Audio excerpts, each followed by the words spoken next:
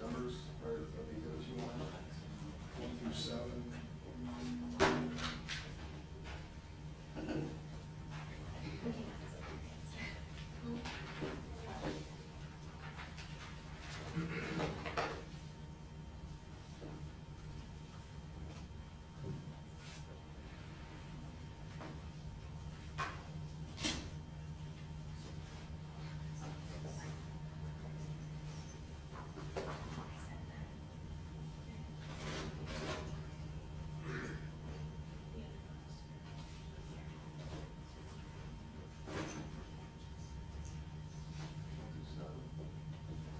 Seven, 11, 12.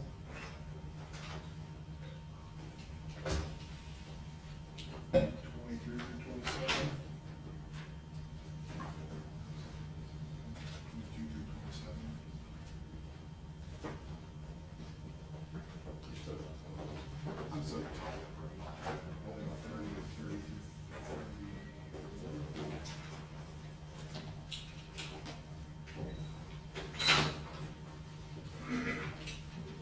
All right, please. Circuit Court for the County of Kent is now in session. Honorable Christina Mims presiding. Thank you. You may be seated. Everything's on record in 2210260FC, people versus Schurr. And if you state your appearances for the record, please. Chris Becker for the People's State of Michigan.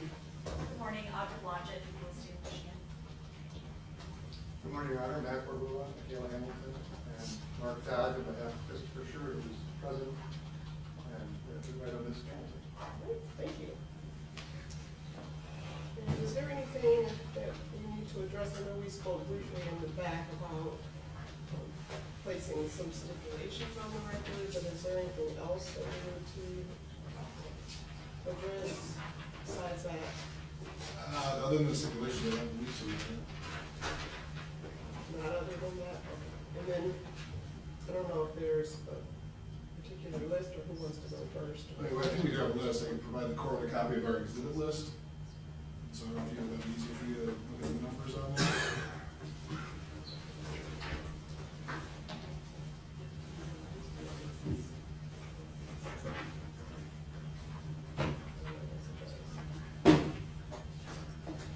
Okay, I do have an exhibit list, and go ahead, which ones are stipulated to? On that list, 1 through 7, Your Honor. 11 and 12.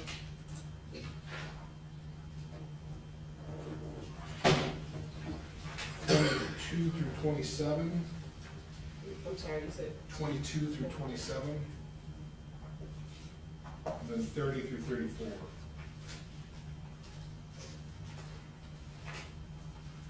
and Mr. Gordon, do you stipulate to the omission of those exhibits?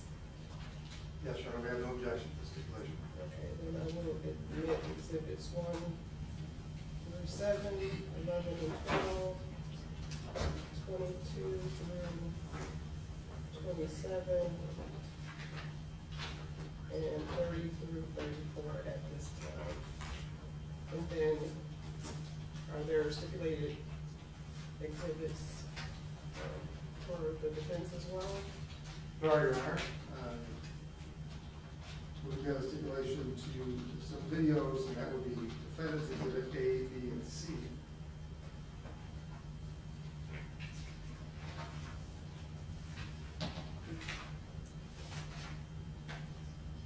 And then defense exhibit Q Q, which is a dual map.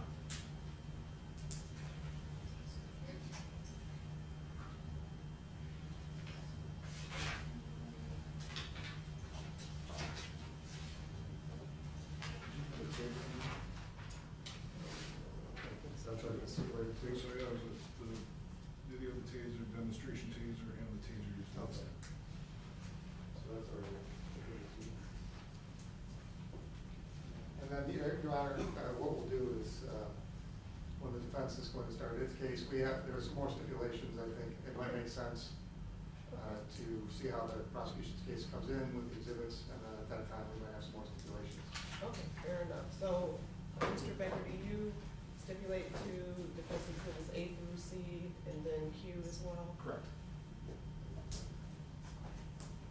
So those 4 exhibits, are those the only ones that, for defense, that are stipulated to at this time? At this time, yeah. And then, is there anything else we need to address before the jurors come in? Not from my perspective, Your Honor. No, Your Honor, I just would like to note that Ms. Hamilton will be the opening, so when the court calls on us, look the call from Ms. Hamilton to do the opening. Appreciate it. All right, then we'll have the jurors come on in.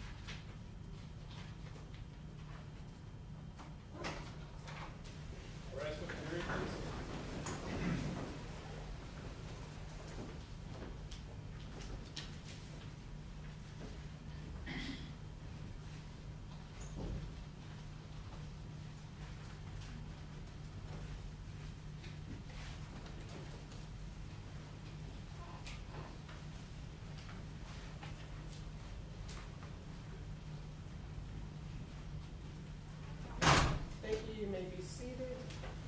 And welcome back. I'm glad to see everyone made it back to work safely this morning. And we'll get started. So at this time, jurors, I will explain some of the legal principles you'll need to know and the procedure we will follow in this trial. A trial follows this procedure. First, the prosecutor makes an opening statement where he gives his theories about the case. The defendant's lawyer does not have to make an opening statement, but may make an opening statement after the prosecutor makes his, or may wait until later. These statements are not evidence. They are only meant to help you understand how each side sees the case. Next, the prosecutor presents his evidence. The prosecutor may call witnesses to testify and may show you exhibits like documents or objects. The defendant's lawyer has the right to cross-examine the prosecutor's witnesses. After the prosecutor has presented all his evidence, the defendant's attorneys may also offer evidence, but do not have to. By law, the defendant does not have to prove his innocence or produce any evidence. If the defense does call any witnesses, the prosecutor has the right to cross-examine them. The prosecutor may also call witnesses to contradict the testimony of the defense witnesses. After all the evidence has been presented, the prosecutor and the defendant's lawyer will make their closing arguments. Like the opening statements, these are not evidence. They are only meant to help you understand the evidence and the way each side sees the case. You must base your verdict only on the evidence. To prove a charge, the prosecutor must prove all of the elements of the charge. The elements of the charge will be discussed after these more general instructions. Responsibility as jurors is to decide what the facts of the case are. This is your job and no one else's. You must think about all the evidence and all the testimony and then decide what each piece of evidence means and how important you think it is. This includes how much you believe each of the witnesses said. What you decide about any fact in this case is final. Part of your job in deciding what the facts of this case are is to decide which witnesses you believe and how important you think their testimony is. You do not have to accept or reject everything a witness says. You are free to believe all, none, or part of any person's testimony. In deciding which testimony you believe, you should rely on your own common sense and everyday experience. However, in deciding whether you believe a witness's testimony, you must set aside any bias or prejudice you have based on the witness's race, national origin or ethnicity, gender, gender identity or sexual orientation, or religion, age, or socioeconomic status. There's no fixed set of rules for judging whether you believe a witness, but it may help you to think about these questions. Was the witness able to see or hear clearly? How long was the witness watching or listening? Was anything else going on that might have distracted the witness? Does the witness seem to have a good memory? How does the witness look and act while testifying? Does the witness seem to be making an honest? When it is time for you to decide the case, you are only allowed to consider the evidence that was admitted in the case. Evidence includes only the sworn testimony of witnesses, the exhibits admitted into evidence, and anything else I tell you to consider as evidence. The questions the lawyers ask the witnesses are not evidence. Only the answers are evidence. You should not think that something is true just because one of the lawyers asks questions that assume or suggest that it is. I may ask some of the witnesses questions myself. These questions are not meant to reflect my opinion about the evidence. If I ask questions, my only reason would be to ask my opinion about the evidence. If I ask questions, my only reason would be to ask about things that may not have been fully explored. You may take notes during the trial if you wish, but of course you don't have to. If you do take notes, you should be careful that it does not distract you from paying attention to all the evidence. When you go to the jury room to decide your verdict, you may use your notes to help you remember what happened in the courtroom. If you take notes, do not let anyone except the other jurors see them, and then only during deliberations. You must leave them in your seats, turned upside down during any recesses. Your notes will not be examined by anyone, and when your jury service concludes, your notes will be collected and destroyed. During the trial, you may think of an important question that would help you understand the facts in this case. You are allowed to ask such questions. You should wait to ask questions until after a witness has finished testifying and both sides have finished their questioning. If you still have an important question after this, do not ask it yourself. Raise your hand, write the question down, and pass it to my clerk who will give it to me. Do not show your question to the other jurors. If your question is not asked, it is because I determined under the law that the question should not be asked. Do not speculate about why the question was not asked. In other words, you should draw no conclusions or inferences about the facts of the case, nor should you speculate about what the answer might have been. Also, in considering the evidence, you should not give greater weight to testimony merely because it was given an answer to questions submitted by members of the jury. On the other hand, if you cannot hear what a witness or lawyer says, please raise your hand immediately and ask to have the question or answer repeated. During the trial, the lawyers may object to certain questions or statements made by the other lawyers or witnesses. I will rule on these objections according to the law. My rulings for or against one side or the other are not meant to reflect my opinions about the facts of the case. Sometimes the lawyers and I will have discussions out of your hearing. Also, while you're in the jury room, I may have to take care of other matters that have nothing to do with this case. Pay no attention to these interruptions. Furthermore, you may observe me working on other matters or doing research on my computer. Pay no attention to what I am doing. You must not discuss this case with anyone, including your family or friends. You must not even discuss it with the other jurors until the time comes for you to decide the case. When it is time for you to decide the case, I will send you to the jury room for that purpose. Then you should discuss the case among yourselves, but only in the jury room and only when all the jurors are there. You must not talk to the defendant, the lawyers, the witnesses, or anyone who may be connected to this case. This means you may not speak to these individuals even if it has nothing to do with the case. You should be very cautious about speaking to people because you may inadvertently speak to someone connected to this case. This restriction is necessary to avoid even the appearance of any improper conduct on any person's part. If anyone tries to discuss the case with you or in your presence, tell them to stop. Explain that you are a juror and you are not allowed to discuss the case. If they continue, leave. Report the incident to my clerk as soon as you return to court. When the trial is over, these restrictions no longer apply, and you may, if you wish, discuss the case with anyone. During the trial, do not read, listen to, or watch any news reports about the case. Under the law, the evidence you consider to decide the case must meet certain standards. For example, witnesses must swear to tell the truth and the lawyers must be able to cross-examine them. Because news reports do not have to meet these standards, they could give you incorrect or misleading information that might unfairly favor one side. So to be fair to both sides, you must follow this instruction. The restrictions I'm about to describe are meant to ensure the parties get a fair trial. In our judicial system, it is crucial jurors are not influenced by anything or anyone outside the courtroom. As I said before, under the law, the evidence you consider must meet certain standards.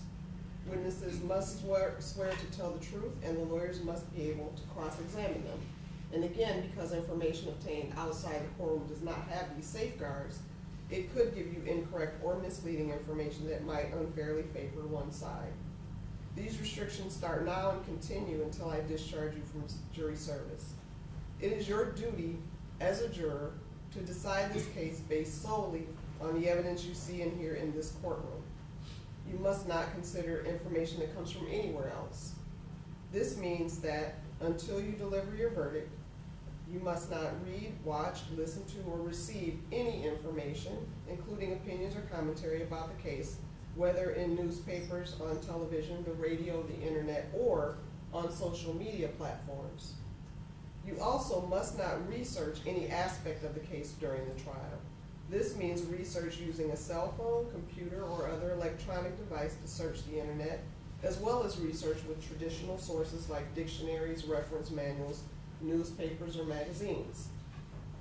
You must not investigate the case on your own or conduct any experiments concerning the case, including investigation or experiments using the internet, computers, cell phones, or other electronic devices. You must not visit the scene of any event at issue in this trial. If it is necessary for you to view or visit the scene, court staff will take you there as a group under court supervision. You must not consider as evidence any personal knowledge you have of the scene. You must not share any information about the case by any means, including cell phones or social media. This means even if you're not discussing the case with someone else, you may not post any information about the case on social media websites or in any other manner. If you discover that a juror has violated my instructions, report it to my clerk. You can see that we have chosen a jury of 14. After you have heard all of the evidence and my final instructions, we will draw lots to decide which two of you will be dismissed to form a jury of 12. Possible penalties should not influence your decision. If you find the defendant guilty, it is the duty of the judge to fix the penalty within the limits provided by law.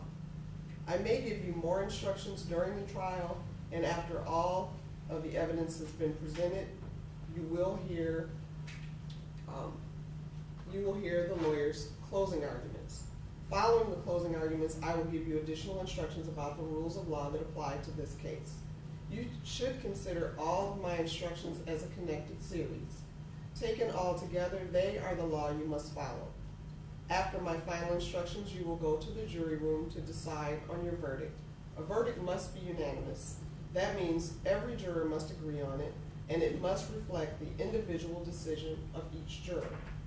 It is important for you to keep an open mind and not make a decision about anything in the case until you go to the jury room to decide the case. You must not let bias, prejudice, or public opinion influence your decision. Each of us may have biases or perceptions about other people based on stereotypes. We may be aware of some of our biases, though we do not express them. We may not be fully aware of some of our other biases. Take the time you need to test what might be automatic or instinctive judgments and to reflect carefully about the evidence. I caution you again to avoid reaching conclusions that may have been unintentionally influenced by stereotypes. You must reach your own conclusions about this case individually, but you should do so only after listening to and considering the opinions of the other jurors who may have different backgrounds and perspectives from yours. I also explained to juries that this is an electronic courtroom, so unlike on TV or in the movies, we can't read back testimony if you didn't catch it the first time, so it is imperative that you listen as the witnesses testify, because if we had to make that testimony available to you, we could do so, but it could take hours or even days. So obviously, it would be more important to catch it the first time around. A person accused of a crime is presumed to be innocent. This means you must start with the presumption that the defendant is innocent. This presumption continues throughout the trial and entitles the defendant to a verdict of not guilty unless you are satisfied beyond a reasonable doubt that he is guilty. Every crime is made up of parts called elements. The prosecutor must prove each element of the crime beyond a reasonable doubt.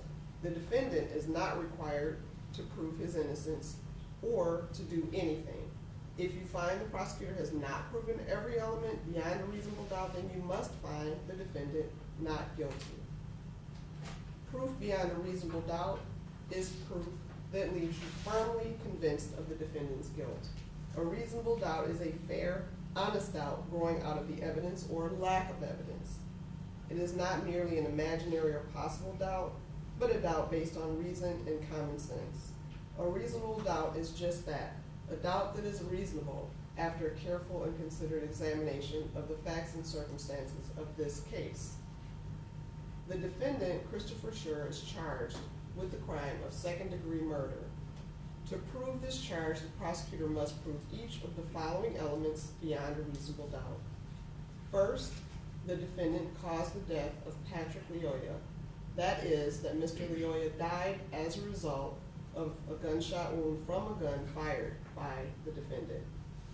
Second, the defendant had one of these three states of mind. He intended to kill, or he intended to do great bodily harm to Mr. Lyoya, or he knowingly created a very high risk of death or great bodily harm, knowing that death or such harm would be the likely result of his actions. Third, the killing was not justified, excused, or done under circumstances that reduce it to a lesser crime. And with that, Mr. Becker, are you ready to give your opening statement? I am, Your Honor. All right, you may proceed. Thank you. Good morning once again. Single gunshot wound right to the back of the head. That's what killed Patrick Lyoya on a cold, wet, rainy day back in April 2022. It's almost in the middle, maybe a little bit below the middle. You have an opportunity to see it, I think. But that single gunshot wound is what killed him that day. It's not just me saying that. You're gonna hear from Dr. Stephen Cole. He's our medical examiner, and he's gonna say he can determine that because when a bullet is fired, a gun is fired, the bullet comes out, it comes out in that puff of smoke, and that puff of smoke contains some gunshot residue. Now, from far away, you're not gonna get gunshot residue on anything, but if it's a close shot within a few feet, you're gonna be able to tell unless that gun, that barrel of the gun was in contact or near contact with the back of the head of the individual. And he's gonna tell you it was a contact or near contact wound, that gunshot wound that killed Patrick. The barrel of the gun was on the back of the head. Now, it's not just you have to rely on his testimony about that either. You have an opportunity to see the video. You'll see the video where the defendant who sits before you here today fired that shot. It's on a cell phone video. So to some extent, your job is somewhat easy because you're gonna have more video and access to different videos than just about any jury that's ever been around. You'll have a cell phone video. You'll have a body camera video. You'll have an in-car video. You'll have a security camera video from across the street. You'll see different versions of the video in terms of freeze framing videos. You'll have an opportunity to see everything and break this down video by video. One of the troopers, Zach Batchelor, he synchronized these videos. So you have all the videos together when you go to deliberate this case. You have to watch this over and over again, probably more than you wish to. But it's an important piece of evidence. But that's not the only evidence because, as I said, there's evidence that comes from the stand as well. And we'll call witnesses. And it starts out fairly simple because we're going to start with David Makuru. He was a friend of Patrick's. He was, Patrick spent the night at his apartment before he left that morning and died. Dave's going to tell you he was hanging out with Patrick. Patrick and him had gone back. They're both African immigrants. They had been together for a few years. They know each other. He spent the night. Ame Tushimi is the other person that was at the apartment. I think him and David were actually roommates at the time. And Ame is the one who actually took the cell phone video that morning. David says, yes, they hung out, they're drinking, having a good time, nothing special, just kind of hanging out like guys do. And so that morning, he had to wake Patrick up. Patrick had told him the night before, he slept on the couch, hey, wake me up, I gotta leave before 8 o'clock, I got something to do. Now there's another individual, Amark, David doesn't remember him, Ame does, kind of says, yeah, we had to take him to his house, or had to take him to work, but just before 8 o'clock, he was gonna say, yep, we woke him up, Patrick's gotta leave, he left with Ame, they get in Patrick's car and take off. Now, May's going to tell you, yeah, there was this guy, Mark, we dropped him off at his house, and then we went to see Patrick's own place. Patrick had his own apartment, so they went to Patrick's apartment to kind of check it out. He had just got it, he was kind of excited about it. So they looked at Patrick's apartment, and then they proceeded to leave again, and were driving around. They're going to hear they stopped at like a Walgreens and got some beer. They got some beer, and then they got back in the car and were driving around. Now, from May's perspective, he's the passenger. Patrick's driving his car, sitting in the passenger seat. He's all of a sudden notices there's noises. There's noises going on in the car. The car is making a noise. This isn't like this is an old Nissan Altima or something like that. It's not a great car. So there's noises, and Patrick comments like, "What's going on?" There's noises, and Patrick pulls over the side of the road. He gets out. Now May's kind of at this point in time, not really paying a whole lot of attention. He's on his phone. But you're going to find out at that point in time, the defendant, as a Grand Rapids police officer, had pulled him over. Was in the process of pulling him over. Now, from a lot of what you're going to get now is coming from the actual body cam, the body cam that's on the officer. Okay? They've got, I think it's on his chest, essentially. It's activated when the overhead lights go on. So at the time Patrick's pulling over, the officers turn on his lights, and Patrick gets out of the car. And you're going to see this interaction between the officer and Patrick at that point in time. Patrick's like, what did I do? And the officer says, get back in the car. The defendant says, get back in the car. What did I do? Now you're going to notice at that point in time that Patrick's first language is Swahili. And there's a definite accent. So the defendant, do you speak English? Patrick says, yes. But the plate doesn't match the car. And that's true. You're going to see evidence that the plate belonged to a Ford Fiesta. This was a Nissan Altima, so the plate did not match the car. Do you have your driver's license? I need your driver's license. Yes, I have one. Patrick opens the door, looks in, and Ame's in there, and Ame doesn't remember a whole lot, but they look, apparently maybe tries to open the glove compartment box. You can kind of see that from the video. Opens the glove compartment box and looks in there, but there's no driver's license. So Patrick shuts the door. Now they're standing in the road. It's a residential area, and Patrick starts to just simply walk away.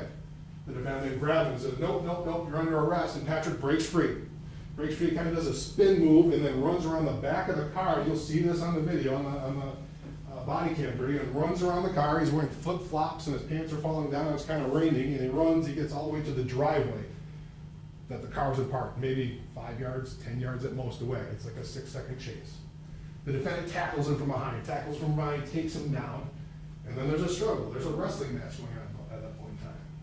The defendant's telling him, stop resisting, stop resisting. Patrick is then trying to get out. Now you're gonna hear from Wayne Butler. Wayne Butler is the homeowner where the driveway where this initial tackle takes place. This is a residential area. He's gonna say it's kind of unusual for a car to get pulled over in a residential area. It's surrounded by Kalamazoo and some busier streets. And he's kind of, that's kind of weird to see a car getting pulled over there. So he actually goes out. You'll actually see him on the cell phone video now, because at this point in time, Ame realizes what's going on, and he gets out of the car and starts videotaping on a cell phone. So now you have a combination of something that's going on a body cam, you get some from the in-car video, you also have the body cam. But you have Wayne's testimony, and he's probably the one that sees it the most in terms of going for the whole thing. So he comes out, and you'll hear him in the video. He's trying to talk Patrick down. Hey, I'm a black man too. I'm a black man. You gotta calm down. Don't reach out to Ame. Hey, tell him to calm down. This is a bad situation. Patrick doesn't listen. Patrick, you see him push himself up, and then he walks. He walks with the defendant holding on to him. Walks essentially across the front yard into the yard of Fred Hunter. Now, Fred's a homeowner too. He notices he doesn't have a ton to add, quite frankly, to all this, but he was there, and we're going to call him as a witness to give his impressions. He heard the struggle, he heard something about a taser, he heard, they heard the gunshot go off, but he's kind of in his house and not paying a ton of attention, but you'll hear what he did have to hear and see that day. So what happens there is then the defendant and Patrick are kind of standing. They're standing essentially in front of Fred's front door. And they're standing in front of that front door, and Patrick kind of is, struggling and spins out of it. So then they're facing each other. The defendant's got one arm on Patrick and one arm, and he decides to bring his taser. Now this is a demonstration of the taser. This is what a taser, this is the taser, it's a Taser 7. You're going to hear about that. But this is the kind of taser he was using. You actually have the opportunity to see the taser. So he brings that taser out and is going to try and tase Patrick. Patrick grabs the weapon. You'll see, this is from the body cam, grabs the taser, grabs his hand and moves it. Moves it out of the way. The taser discharges. And that's an important piece of evidence right there. The taser discharges the first time. There's no impact. There's nothing, he's not tased. It goes into nowhere. So then the struggle's about the taser. Let go of the taser, drop the taser. You'll hear that repeatedly. There's a number of commands that you'll hear that repeatedly. And Patrick goes down, they both go down. They both go down in the front yard of Fred's residence. It's raining, it's slippery, the grass is wet, and they struggle. Now May's watching this, and you'll hear from May. He's probably intoxicated. He's kind of mumbling things. He's not really comprehending what's going on, but he's watching. He's holding the cell phone, and it kind of dips up and down. But you'll watch what happens then. They're struggling. You drop the taser, The defendant ends up on Patrick's back. Patrick once again tries to lift up. He starts to lift up and lifts the defendant off, the feet's off the ground, but the defendant's able to regain control, get back down, and kind of shoves him down, but then he transitions to his firearm. He transitions to a firearm, puts the gun to the back of his head, and shoots him. Patrick collapses almost instantly. He's lying there on the ground. So a lot of what you're going to hear about is regarding this taser. This taser, it looks like it, but it's not a gun. It is not a gun. It's a less lethal weapon. I think in the Grand Rapids the policies and procedures, it's something that's called an electronic control device. That's how it's defined. It's put up there with a device how you control people. Pepper spray, batons. It's not a gun. Even in the Taser training manual, it says it's an option that doesn't replace lethal force. So you're going to hear from Brian Childs. Brian Childs is from Axon. Axon is a company that makes the Taser. And he's going to tell you what the Taser was designed to be less lethal. It's designed to be safely and deployed in a less lethal way. It's been deployed almost 5.5 million times. The amount of time it causes some sort of serious injury, I think it's like 99.7% of the time, it does not cause death or serious bodily injury when it's deployed. It's something that can be dangerous, no question, but that's not what it's designed to do. Now he's going to kind of alleviate some of the things that people think a taser does. Some people think a taser knocks you out. And you see it on TV, somebody gets tased, they boom, they knock out, and they're out for 15 minutes. Doesn't do that. That's in TV, this is not in movies. What a taser does is cause neuromuscular incapacitation, NMI. You'll hear about that. The best way to put it, I'm probably putting it wrong, but that's why you have Brian Childs, he's the engineer, he's the expert, he's gonna say it kind of seizes up the muscles, causes the muscles to seize, and so a person can't necessarily operate it, and cause them to be able to function appropriately when it seizes those muscles. So it's only in place, that NMI is only in place for the time was an electrical charge. That charge there, as soon as you release it, the person's kind of released from that. It doesn't cause any ongoing damage. It's not something that somebody is just withering on the ground for. You're gonna see from the taser, they compare it to, what the taser company compares it to is after you're being tased, it's like strenuous exercise. That's one of the things in the video, or the PowerPoint you're gonna see on the taser training PowerPoint. It's like comparable to being strenuous exercise. It's designed not to kill, it's designed not to hurt. It doesn't electrocute you. The amount of electricity is something that combined to like a Christmas tree light. It's not a huge amount. And it doesn't always work. That's another thing, because one of the things you have to do for a taser to work is there's two prongs that are shot out, and those prongs have to have sufficient space. You'll see from the video, that's gotta be about 12 inches. 12 inches is about the minimum amount to get that neuromuscular incapacitation. Anything less, it may cause pain, but it's not gonna incapacitate somebody. Right? So it's gotta be an appropriate spread. If it doesn't get the appropriate spread, somebody may not suffer from any consequences. If it gets caught in somebody's clothes, it may not work. So one of the training things, you be prepared for it not to work. But they say, just part of the training video, you'll see it says, just like anything, you gotta be prepared to transition to something else because it may not work. It may be not something that has an impact when you try and use it because of the variabilities, if you will. Now, one of the things you also hear is that when somebody is using a taser, when it goes in, there's a possibility of death or great bodily harm. And they list some of the things that happen. They list that if somebody's tased, they freeze up and they fall in concrete, hit their head. That's one of the things you gotta be careful of. If you're around flammable materials, you gotta be careful on that. That's something you gotta be careful of because electricity could cause it to explode. Pregnant women, there's certain things that you gotta be careful of. There's certain target areas. You'll hear about the target areas of the front.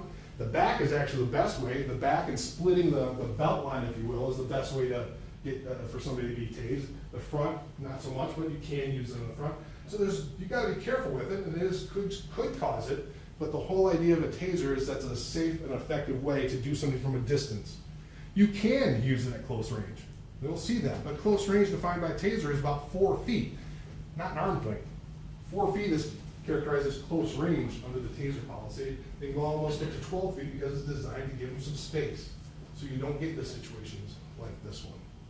So Brian Childs is going to tell you just about everything you know about the taser and how it is designed to be a safe and effective means of apprehending somebody. But you're also going to hear then in terms of what happens in terms of these defensive tactics. Because defensive things, that's one of the things we're going to hear about from our 2 police practices experts.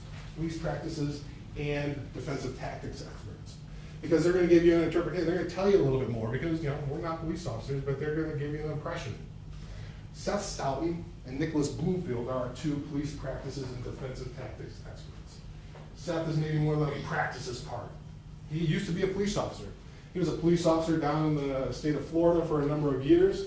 And I think we talked all about changing jobs, and he had the idea to change a job and become something else. He became a law professor. He teaches at the University of South Carolina. He teaches criminal justice, criminal procedure. He teaches policing to future law students, people who are going to law school. He also goes over to the undergrad and teaches their criminology department. Now you'll hear all his credentials. He works for the American Law Institute. He's written books. He's written law review articles. These are articles in University of Virginia Law Review, University of Minnesota. He goes into different law reviews and researches this topic, presents all these ideas and stuff because that's what he does for a living. He studies police use of force issues. Nick is maybe the more hands-on individual. He was a police officer until 2022. I believe he still serves in the reserves and down in New Mexico, where he's from. And he's more of the hands-on. He's done defensive training, defensive tactics. He's written policies on how to use defensive things that the police officers had. You're going to hear about There's different things, a gun is a defensive weapon, a taser, a pepper spray, a baton, all these things that police officers have and use, as well as training on pressure point tactics, hand tactics, stuff like that. It's the hands-on. He has done trainings for this in the state of New Mexico. He's reviewed over 200 different use of force incidents in that state and with his department and other things. That's what he does, the hands-on stuff. So one of the things, kind of summarizing, and it's not going to be, it's going to be long. They're going to provide quite a bit of testimony. What they're going to talk about is when they look, how does a police officer, how should a police officer look at a use of force? And they break it down. Does the individual, the person who the force was used against by the police officer, does the individual pose an imminent threat to the police officer? Imminent threat, immediate threat. Is there some sort of imminent threat that that person poses to the police officer? And that's how you determine that. Well, they gotta look at three things: intent, ability, and opportunity. Those are the three things. Does that person have the intent to do something? Does they have the ability to do something? Do they have an opportunity to do something to the police officer that would mandate some sort of use of force? What it boils down to is when you look at this case, I think you're gonna look at this case and that Patrick had an intent to get away. There's an intent to get away, but that's not an intent to do great death or great bodily harm, which would allow the use of deadly force. He had an intent to get away. One of the other things is that he didn't have the ability, because you hear about when you watch the videos, the taser was deployed twice. You have the initial deployment, it was you hear it fire when Patrick grabbed it and moved away. What is deployed a second time when the two of them are on the ground? You're gonna hear and see the video that they're on the ground, they're struggling, and then the guy goes, let go of the tape, and there's a pop. Let go of the tape, and he moves away. So the taser was deployed a second time. Brian Childs will tell you that. He says this taser was deployed on 2 separate occasions. So the prongs that cause the neuromuscular incapacitation were gone. They couldn't be fired again. You can't necessarily reload them because there's wires. You can't just put those back in. So the ability to cause NMI was gone at that point in time. Now the one thing that was left is there is something that's called a drive stun. A drive stun where you take essentially the end of it and you drive it in, make contact. The drive stun does not cause NMI. The drive stun is a pain compliance device and it causes pain, but the drive stun itself does not cause any sort of great bodily harm. It may cause some injuries where the prongs hit or something like that, but it doesn't cause any sort of great bodily harm by the drive stun. And Brian will tell you that. So when you're looking at that, when there are 2 experts say it, well, the ability of Patrick to do anything was not there because he couldn't shoot the taser had been shot, the drive stun doesn't cause, so there was no intent, there was no ability to cause any sort of harm to the officer. But they also take a look at the officer. The officer's perspective, you kind of take a look at the officer, is a reasonable officer, is a reasonably intelligent officer, and then who's prudent in same or similar circumstances. Would that officer anticipate needing to use force, the force against the person? And you look at all the facts and circumstances, because that's what you gotta do. Reasonableness and all the facts and circumstances presented to the officer at the time. A reasonable officer in that situation would not think death was going to happen, would not think the use of deadly force was necessary, because that's what it's gotta be. It's gotta be necessary. Police officers can arrest. That's not the issue. We're not saying he shouldn't have been arrested. Patrick committed crimes. There's no question about that. He committed the crime. He was driving without a license plate. He didn't have a driver's license. He resisted arrest. He pulled away. You're gonna also find out that he was probably drunk driving too, because his blood alcohol level was like a 3.0 at the autopsy. Okay, so he was drunk driving. So it's not an issue of if the defendant had the right to arrest him. The issue becomes, did he have to shoot him? Did he have to kill him in the course of trying to arrest him? I think when you look at all the evidence, you look at you come to a conclusion, the answer is no. Because what the judges just said, I have to prove things. I break it down into 4 things. I have to prove there's a death. That's your checklist. Was there a death here? Well, that's 100% certain. There's a death. Patrick's dead right now. I have to show that the death was caused by the defendant. That's 100%, no question in your mind. He shot him in the back of the head. The third thing, there's 3 different areas. There was an intent to kill. When you put a gun to somebody's back of the head, there's an intent to kill there. So those are the 3 things, are 100%, there's no question. What your issue is and what this trial is about and why you have to decide is that 4th thing or 3rd thing. Was it justified? Was it excused? or was it lessened to some other crime? When you talk about justified, there's a legitimate good reason for it. Excused as well, yeah, you did all this, but no, it's okay, we're gonna give you a pass. When you take a look at that, when you put all this together, taking a look at all the evidence, you have to say, it was not justified. It was unreasonable. Patrick never had an intent to do any harm to the defendant. He never intended to kill him. The evidence is gonna show he never wanted to do anything other than get away that day. And even if somehow he did, he didn't have the ability to cause any great bodily harm, because that taser was not gonna do anything. So what this boils down to is, it was unjustified and unreasonable. It was a crime. There was a crime here. The defendant committed the crime of murder. A police officer can't commit murder. They're no different than anybody else. They're no different than any citizen. They can commit murder, and that is what happened back in April of 2022. The defendant committed the crime of murder. When you listen to all the proofs, and you go back and deliberate, we're gonna ask that you return a verdict of guilty to second-degree murder. Thank you. And Ms. Hamilton, would you like to give your opening now or wait until later? Now, Your Honor. All right, you may proceed.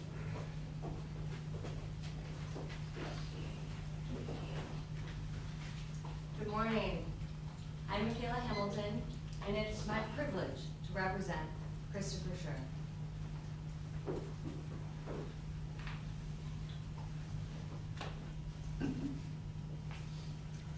Let go of the taser. Let go of the taser. Drop the taser. Those are the final commands that Officer Schurr gave to Mr. Lyoya before he was forced to make a decision he hoped never to have to make. What you'll learn from the evidence in this case and throughout this trial is this is not the murder case that the prosecution wants this to be. This case is about self-defense, which is, as the judge will explain, is a justification to murder. The prosecution will try to paint this as something it's not. They'll use words like excessive, unnecessary. They'll call Chris Schurr a murderer for doing the very job we asked him to do, for protecting the citizens of Grand Rapids and for protecting himself. And the evidence will show that this was not murder. This was self-defense. This is about a man who is doing his job as a peace officer, a man who took an oath to protect, to defend, to run towards danger when others run away. The evidence will show that Officer Christopher Schurr did everything he could to avoid using deadly force, even after being disarmed of his taser. He fought with Mr. Lyoya for over a minute to try to get his taser back. And you'll see he tries to turn it off. And when he couldn't, when he lost all control, he was forced to make a split-second decision, one he hoped never to have to make. He didn't choose to take a life. He chose to save his own. And we trust that after hearing all of the evidence, after hearing all of the facts, the evidence will show that Christopher Schurr is not guilty. He is not guilty of any crime and must be acquitted of all charges because he followed his training, he followed the law, and he did everything he had to do to survive. So, I want to take you back to that day, April 4th of 2022. It started as an ordinary day. 31-year-old Christopher Schurr woke up around 4 a.m., which wasn't unusual. Chris was used to working hard. He earned a full-time scholarship to Siena Heights University, and he was a 5-time All-American cross-country athlete. He was born and raised in Byron Center, where he met his high school sweetheart and now wife, Brandy, who who is here with him today. Chris and Brandy were heavily involved in their church, frequently attending mission trips to Kenya, which is where they chose to get married. Chris and Brandy have always been devoted to helping others.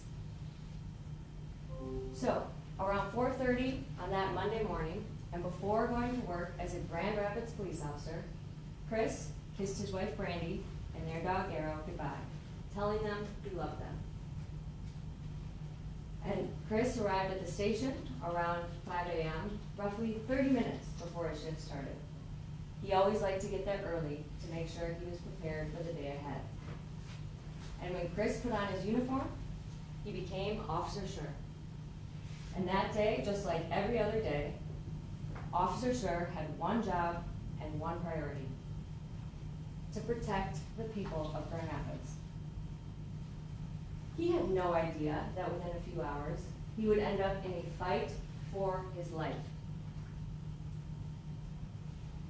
Around 8 a.m. on that cold and rainy Monday morning, Officer Schurr was patrolling the southeast side of Grand Rapids. While driving down Kalamazoo Avenue, he noticed a Nissan Altima ahead of him driving unusually slow. And when he ran the license plate, it came back registered to a Ford Fiesta, not the Nissan Altima driving ahead of him. As soon as Officer Schurr realized the plates didn't match the car, he turned around and started following the car. And you'll see the video evidence, and the video will show that the car made two abrupt right turns, one right and another right. And you'll hear that that is a common sign to police officers that that person is potentially trying to evade arrest. And as soon as the car stops, before Officer Schurr is able to get out of the car, you'll see that Mr. Lyoya jumps out of the car immediately, instead of staying inside like everyone else does when they're pulled over. And because of that, Officer Schurr jumped out of his car and immediately commanded him to get back in the car, just like he's trained to do. But the driver failed to comply. And this is a common theme throughout this case. Because Grand Rapids police officers are trained to consider failure to comply. Ask yourself why. As you'll hear, failure to comply with a police officer's lawful commands automatically escalates the situation, raises safety concerns, and creates a reasonable belief that this person could be a potential threat. Ask yourself, why was the plate registered to a different vehicle? Why did the car make two abrupt right turns? Why is the driver exiting after coming to a full stop? When Mr. Lyoya jumped out of the car, it signaled to Officer Schurr that this could become dangerous very quickly. But despite this, you'll see that Officer Schurr stays calm. He gives the driver the benefit of the doubt and continues with routine stop protocol, asking Mr. Lyoya for his license. But instead of cooperating, you'll see Mr. Lyoya evaded questions and demanded to know what he did wrong. Officer Schurr confirmed that Mr. Lyoya spoke English and calmly explained that the plates didn't match the car. Finally, after the 7th request for a driver's license, you'll see the driver pats his pockets. And then he says he has a license in the car. And he asks the passenger of the vehicle to get it. And you'll see that the passenger couldn't produce a license. And then Mr. Lyoya abruptly shuts the door and starts walking away from Officer Schurr. Again, failure to comply. Ask yourself why. Why isn't the driver providing the license? Why did he shut the door and walk away? And you'll hear that officers are trained that when someone tries to distance themselves from a car, it could mean that there's contraband, weapons, or other items inside the car that they don't want the officer to see. All signals raise concerns from the start of the traffic stop. But once Mr. Lyoya failed to produce a license, Officer Schurr attempted to place him under arrest. He ordered Mr. Lyoya to put his hands behind his head so he could arrest him. But Mr. Lyoya continued to ignore his commands. and you will hear that Officer Schurr gave over 29 lawful commands. 29. Ladies and gentlemen, that's 29 chances that Mr. Lyoya had to change his outcome safely.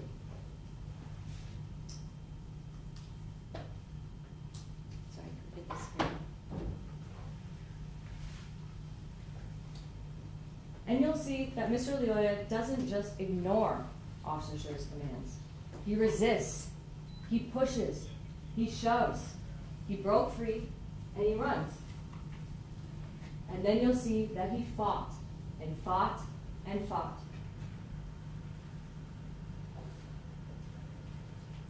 Mr. Lyoya continued to escalate the situation by failing to comply with Officer Schurr's lawful commands. He created a danger not only to Officer Schurr, but to the citizens of Grand Rapids. And like you heard, he was running towards two strangers' houses. He didn't know them. He was running towards their houses after he had just resisted arrest, after he had pushed an officer, after he had shoved an officer. Officer Schurr didn't know what he was going to do or who he could harm if he let him go. As Mr. Lyoya called for backup, as Mr. Lyoya ran away, Officer Schurr called for backup. And a short chase ensued, and Officer Schurr tackled him to the ground at a stranger's home, who you'll learn was Wayne Butler and Fred Hunter. Meanwhile, you see the passenger exit the car and start recording on his cell phone. And ladies and gentlemen, ask yourself what Officer Schurr knew about the passenger at this time. You'll see there's no interaction between them. He didn't know who the passenger was or why he was getting out of the car. He didn't know if he was armed. He didn't know if he would join the fight. Officer Schurr wrestled with Mr. Lyoya in the wet and slippery grass. And the struggle with Mr. Lyoya escalated quickly. Officer Schurr tried multiple physical maneuvers as he was trained, but nothing worked. Mr. Lyoya was overpowering, and he couldn't get him down. You'll see Mr. Lyoya was bigger than Officer Schurr. He was stronger than Officer Schurr, and he kept resisting. And you'll see Mr. Lyoya get up off the ground 3 times with Officer Schurr on his back. One of them, from a complete prone position on the ground, he does a push-up like it's nothing with Officer Schurr on his back.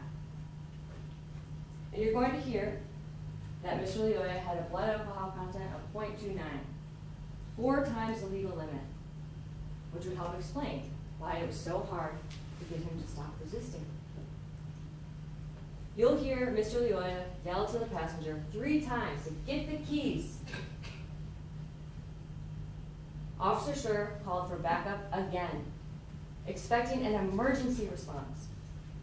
But no help came. He was left exhausted and alone. You'll hear him on the video, panting and wheezing for air. Throughout this entire encounter, Officer Schurr was following his training. He was following his training, he was following his policy. And after trying to get control of Mr. Lyoya to no avail, Officer Schurr had to move up to a higher level of force, since nothing else had worked. So he reached for another tool on his belt, the Taser. A less lethal, not non-lethal, when in the hands of a trained police officer. A less lethal weapon. And you'll hear the Taser can be converted to a deadly weapon, especially when used by an untrained person. And you'll hear all of the warnings that police officers are given. And you heard the prosecution talk about some of those warnings, some of those critical areas to avoid. Police officers are trained on how to use the Taser to avoid causing serious bodily injury or death to people. But you will hear it is dangerous, it can cause serious bodily harm, and even death. When Officer Schurr drew the Taser across his body, he aimed for Mr. Lyoya's back, exactly as he was trained. when suddenly Mr. Lyoya spun around and squared up to him. And in an instant, Officer Schurr was faced with the worst case scenario. Mr. Lyoya grabbed the taser. And once he grabbed it, you'll see he never let it go. And this is the moment that changed everything. Desperate and alone, still with no signs of backup, you'll hear that as soon as Mr. Lyoya grabbed the taser, Officer Schurr was flooded with fear because he knew what it felt like. It causes excruciating pain, incapacitation. It can drop an officer to the ground in seconds. But this fear wasn't just about the pain. This fear was about what could happen next. If Mr. Lyoya tased him, he could take his firearm and shoot him with his own weapon, which is something officers are trained to consider. If he went down, he would be defenseless, and his gun would be right there for the taking. And his training was clear. If someone takes your weapon, they'll use it against you. And despite what the prosecution tries to say, the taser, this is not a toy. You will hear it provides and delivers thousands of volts of electricity, causing your muscles to lock up, causing you to be incapacitated. You'll hear the taser can injure you in 3 different ways. As the prosecutor mentioned, neuromuscular incapacitation in probe mode. The drive stun causes extreme pain. And once the taser probes have been discharged, you'll hear that the taser wires can shock you. So not only is this weapon something that causes serious bodily injury, it can lead to potential death when used improperly. And the biggest risk to police officers is that once someone has your taser, if they use it against you, you will be left defenseless. And Mr. Lyoya had yet to comply with any of Officer Schurr's commands. And you'll hear that Mr. Lyoya never complied with one. And the evidence will show that Officer Schurr was unaware that the second cartridge had even been discharged. He didn't know it could only be used in drive stun mode. And frankly, it doesn't matter, because even in drive stun mode, the taser can cause serious bodily injury.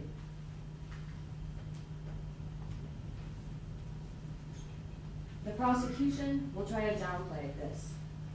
They'll try to say it's not that harmful. You It's have to not that. object that she's arguing now, Your Honor, right? You know, this is not for her to argue against my case, it's to present her case. I would sustain that, you're being a bit argumentative. Ms. Hamilton, tone it down a little bit. Thanks. Throughout this trial, the evidence will show that the taser is a dangerous weapon that can cause serious bodily injury or death, period. The law doesn't ask an officer to wait until they're injured, incapacitated, or shot to act. And you'll hear from our experts and other police officers that officers are trained that action beats reaction. You will hear how quickly officers are trained, someone can turn on them and injure them with a weapon. It's faster than they can respond. And throughout this trial, the only question for you to answer is whether or not Officer Schurr's fear was reasonable. And the prosecution cannot meet its burden that it was unreasonable for Officer Schurr to be afraid of Mr. Lyoya after he disarmed him of his taser, gaining full control of it, trying to fight to get it back for over a minute, regardless of the mode. The moment that Mr. Lyoya grabbed the taser changed everything. With Officer Schurr's heart pounding, his only thought was clear. I have to get the taser back now so I can arrest him. For over a minute, he fought and fought and fought, to get it back. He shouted, "Let go of the taser," again and again and again. Officer Schurr tried everything he could to stop it. He tried to turn it off, but Mr. Lyoya's hand blocked the safety. And then, when Officer Schurr looked down, he saw Mr. Lyoya holding the taser in his hand like a firearm. And he felt him getting up off the ground again with the taser in his hand, turning up towards him. And in that split second, he had to ask himself the most terrifying question someone can ever ask. Am I about to die? If he didn't act in that moment, he was afraid that he wouldn't make it home that night. So, Officer Schurr, completely out of breath, with no signs of backup on the way, with no other viable options, yelled out one final verbal command to drop the taser. And Mr. Lyoya failed to comply. Now, throughout this trial, as you're viewing all the evidence, ask yourself, why would Mr. Lyoya let go of the taser if he didn't plan to use it? Why would Mr. Lyoya switch it from his left to his right hand? And you'll see this in the video. Why would he do that if he didn't intend to use it? Why would he keep holding on to it after every command to let it go? Why was he holding it like a gun while getting up and turning towards Officer Schurr?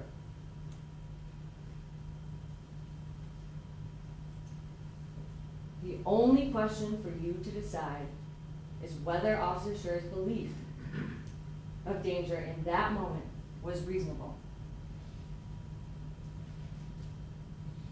And you'll hear from our experts, absolutely. It was reasonable. Throughout this trial, you'll hear from several experts. You'll hear about Officer Schurr's training as a Grand Rapids police officer. You'll hear how an exhausted officer would be after fighting for over 2.5 minutes. You'll hear why it would be reasonable for Officer Schurr not to hear the second cartridge go off when you're in the middle of a hand-to-hand fight with someone for over 2.5 minutes. What you hear is an eternity when you are fighting for your life.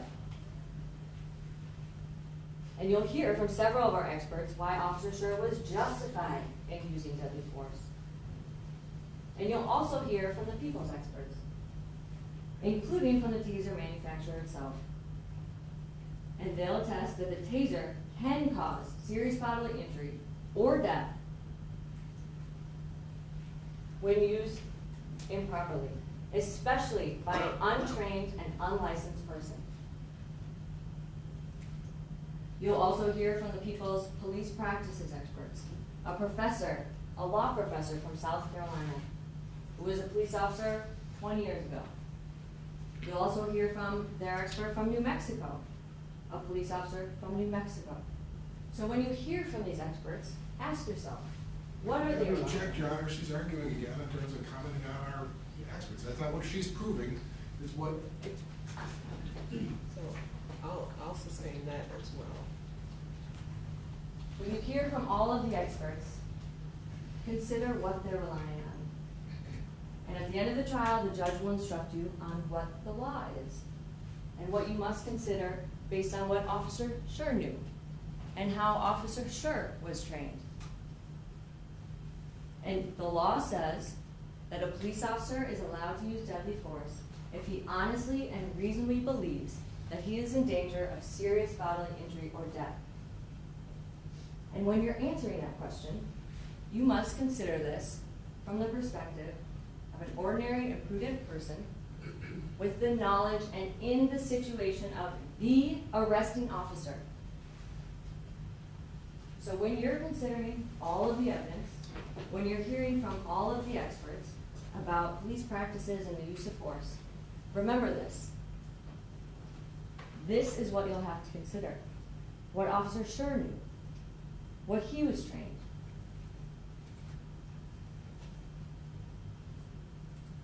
The law does not require perfection.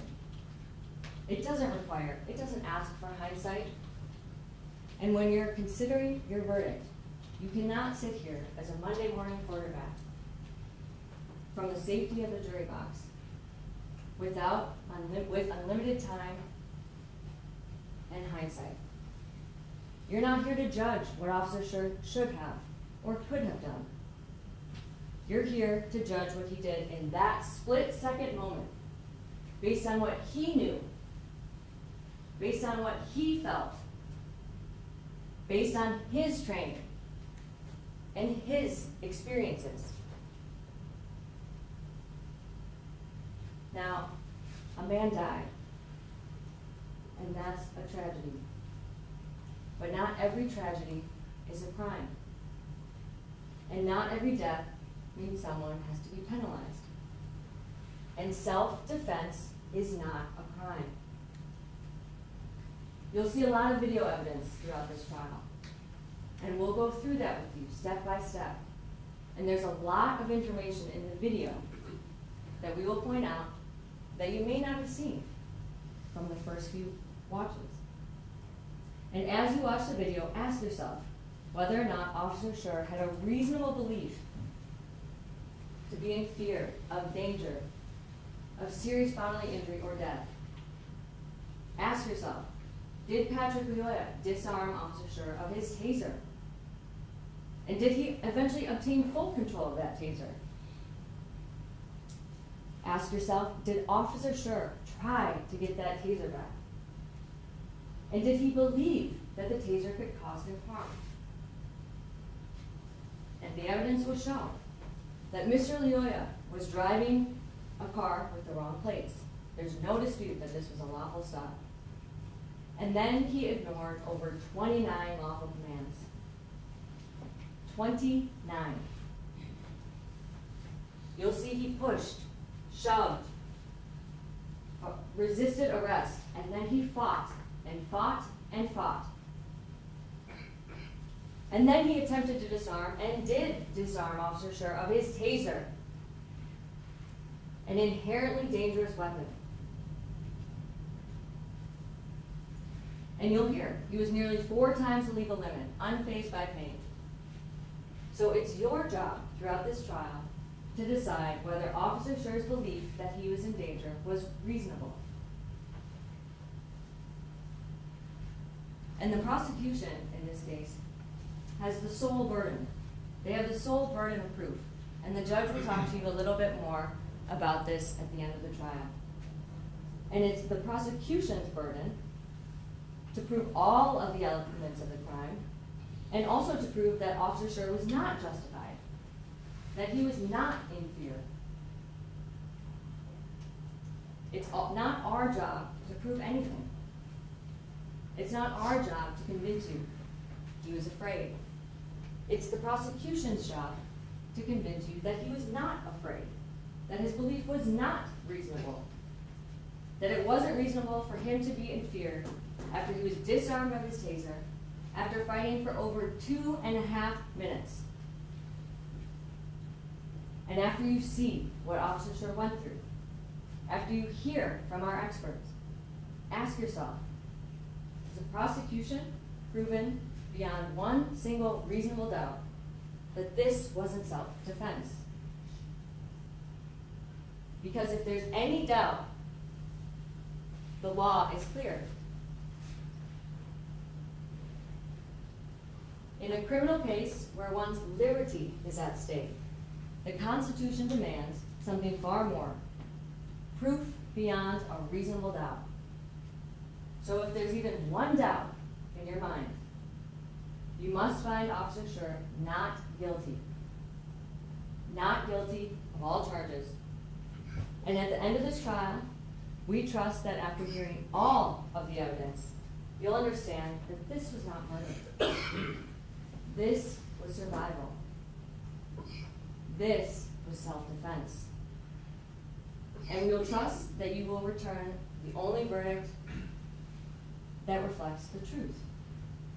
that Officer Schurr is not guilty of any crime and must be acquitted of all charges. Thank you.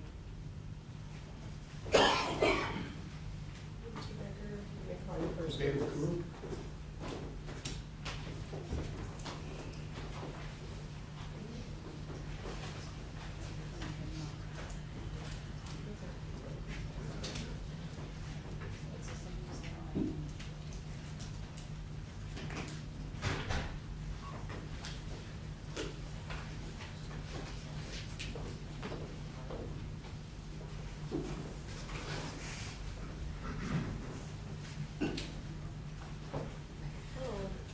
Before you take your seat, sir, could you please raise your right hand? My clerk will swear you in.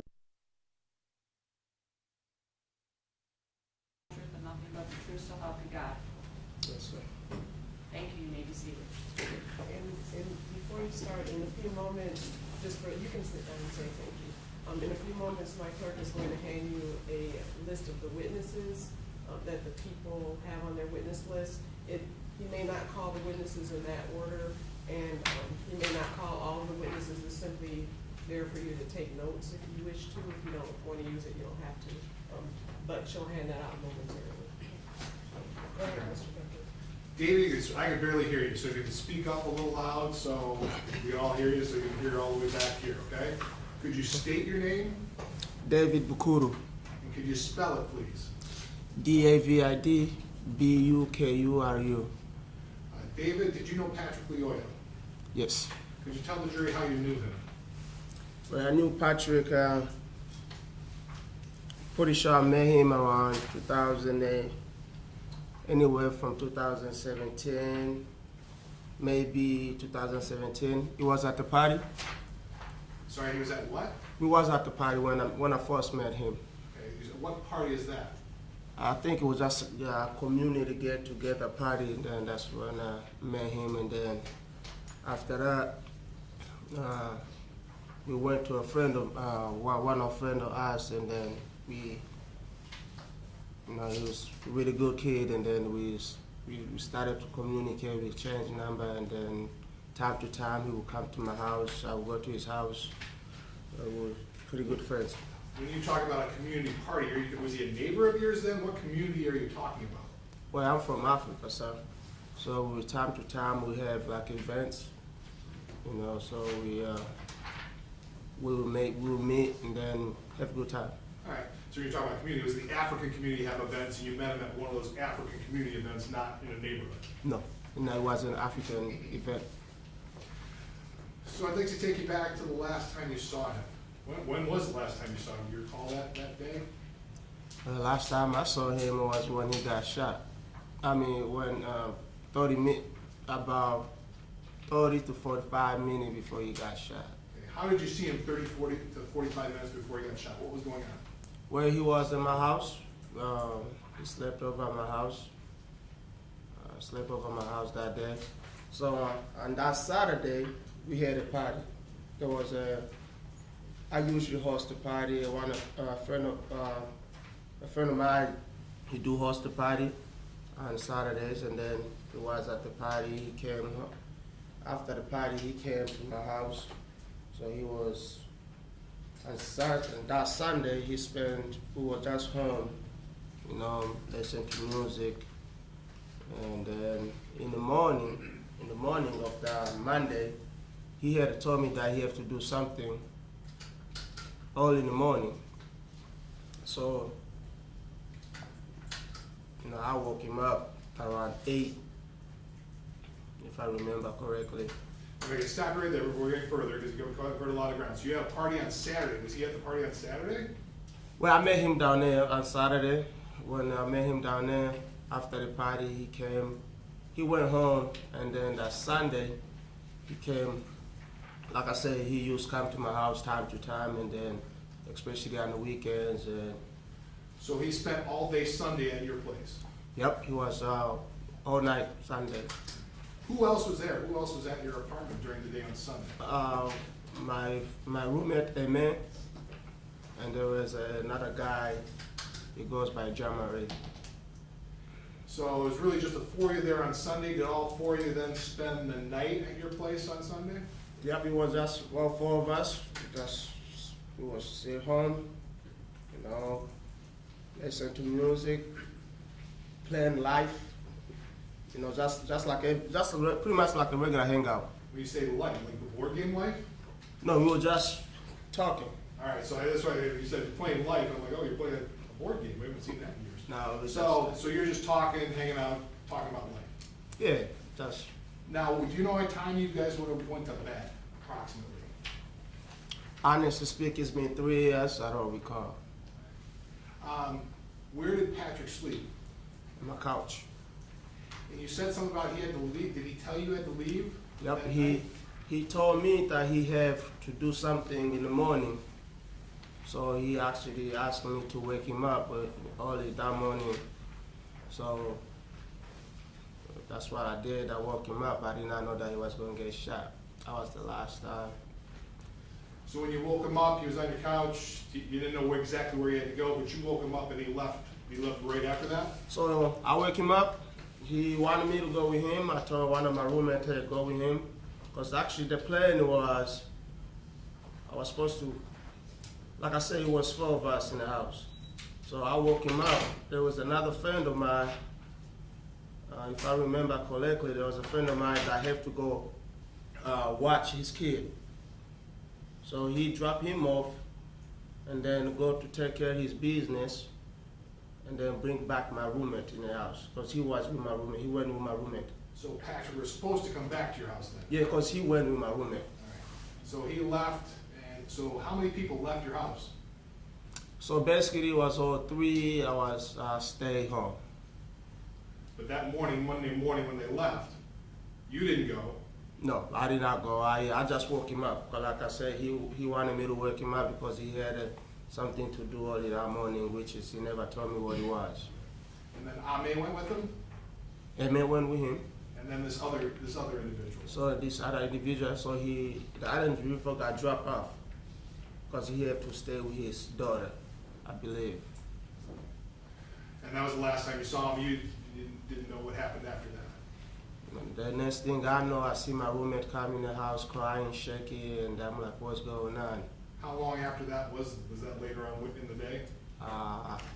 I don't really remember. I think it was maybe around 10. I don't know. I really don't remember.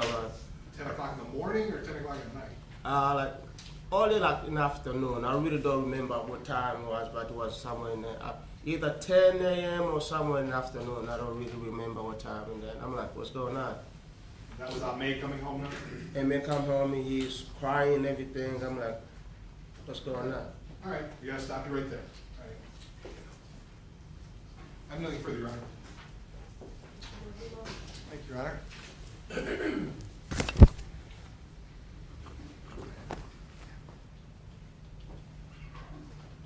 Good morning, Mr. Bakuro. My name's Matt Borgula. How you doing? Okay, a little nervous? Yeah? Okay. We've never met before, right? No. Okay. I want to ask you some questions about your testimony. Okay. Now, you indicated that you had spent the day with Patrick on Saturday, part of the day on Saturday. I met him on Saturday at the party. Okay. And you said there was a party. Was that party at your house or someone else's house? No, somewhere else. And whose house was that? No, not a house. It was actually a place. If I remember, it was my place, the one on Division. Is that like a bar? Yeah, it's like a bar. We usually one of like I said, he would throw a party down, you know, maybe every other Saturday. So I met him down there. It's pretty much like African party. Okay, so were you guys drinking that night? Did I You? drink? Yes. Yeah, I'm old enough to drink. Yeah, I did drink. I never questioned that you were old enough to drink. Actually, let me take that back.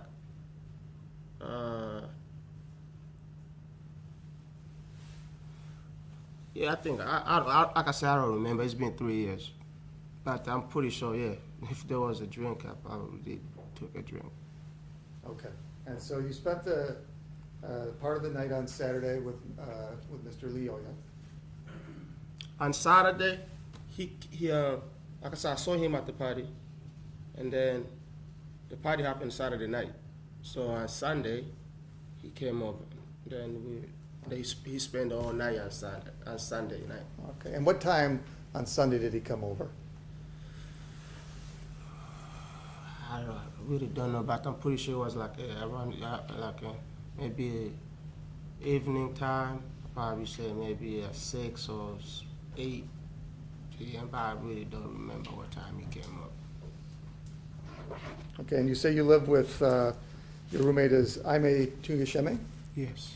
Okay. How long have you two lived together? Well, I know him pretty much. I know him ever since he came from Africa. So I know him since probably when he was in the middle school. So Okay, and how long have you two lived together? we lived together. Well, I lived with Emma twice. Once in Wingate and then on Woodfield. Okay, and where were you on that Sunday? What address were you at, the Wingate or the other one? No, in my apartment on Woodfield. On Woodfield, okay. Yeah. All right, and how long have you lived together with Mr. Tuyasheme at Woodfield? I'll probably say maybe a year or so. Okay. And Mr. Lyoya doesn't live with you, No. but he came over about 6 or 8 o'clock on Sunday, and you guys were talking about life, Yeah, just hanging out. okay? Did Mr. Lyoya mention any of the troubles with law that he was having as you were talking about life? No, No? Didn't mention anything? Were you guys drinking that night? he wasn't. I was. Mr. Lyoya wasn't drinking? He, like I said, he told me that he had to do something early in the morning. I didn't see him drinking. Okay. Do you know what Mr. Lyoya's favorite drink is? Budweiser. Okay, he likes Budweiser, okay. All right. So, now on Monday morning, so you said that you woke Mr. Lyoya up around 8 a.m., is that, am I getting that right? Yeah, about that time. Okay. He got there around 6 or 8 on Sunday, PM, yeah. so he was at your place for about 12 hours? He was, like I said, we were just home. Yep. I don't remember him go anywhere. He I probably maybe step somewhere and come back, but I don't really remember him go anywhere. Yeah, we were just home. He might have stepped out for a little bit, but you don't I remember? don't know, I don't remember, but I'm pretty sure he was home all night. And you don't remember him drinking? I don't remember him drinking. Okay. Were you guys drinking, the other people that were there? I was. I was going through a lot about that time, so yeah, I was. Okay. And was Mr. Tuyasheme drinking? I think he was, yeah. And you mentioned there was a third person there, and I didn't catch the name. Could you repeat that? His name is John Marie. I think John Marie came later. John Marie came later, but he doesn't live there too. Okay. Did John Marie, did he spend the night? John Marie, he was there with us, and then when I woke up, Mr. Patrick, he took him. The plan was basically to take him home and then to go to his mission and then come back. Okay, so Mr. Lyoya was going to take Jean-Marie somewhere the next day? Monday, Monday. like Okay. he had his own plan that he had to do in the morning, which is he asked me to wake him up. Okay, and you said he slept on the couch, Slept in my couch. and he had all his clothes on? Yep, all his Okay, clothes so he on. didn't change clothes and get into a bed? No, He just- like I said, he don't live there, so he slept on the couch. Okay. Is there a reason he slept on the couch instead of going home? Like I said, he's a friend of mine. So every friend, any friend of mine is welcome to stay in my house if they want to. Of course, and I'm sure everybody's had people stay over. But I want to ask you, did you have a plan that he was going to spend the night? Did I have a plan? Yeah. No. I didn't know he was going to spend the night. But you said Mr. Lyoya had a plan that he was going to get up at 8 and he had some business to take care of. Yep, he told me to wake him up, and then that's my biggest regrets, waking him up. Okay, and did you know whether or not Mr. Lyoya had a car? Yeah, he came with a car. Yeah, Okay, did you know whether or not Mr. Lyoya had a driver's license? that's personal information. I did not know any of Okay. that. Never discussed that with Mr. Lyoya? No, we don't never talk about any personal issue. I never discuss if he have a license or if he's the question you asked me before, if he ever got in trouble with the law. No. So when you're saying you're talking about life, you're talking about everything but personal information? Well, when I say life, basically, we talk about, hey, you know, like a job, what your plans, because I know he, you know, I know he got kids, I got kids, so we let's talk about, you know, life in general. Okay, and you don't remember whether or not he drank at all that night? That night, I don't remember.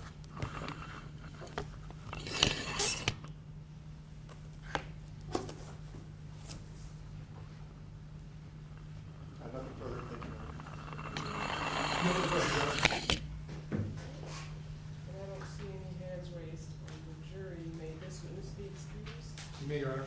Any objection? All right, thank you very much, sir. You're excused. Enjoy the rest of your day. I think it.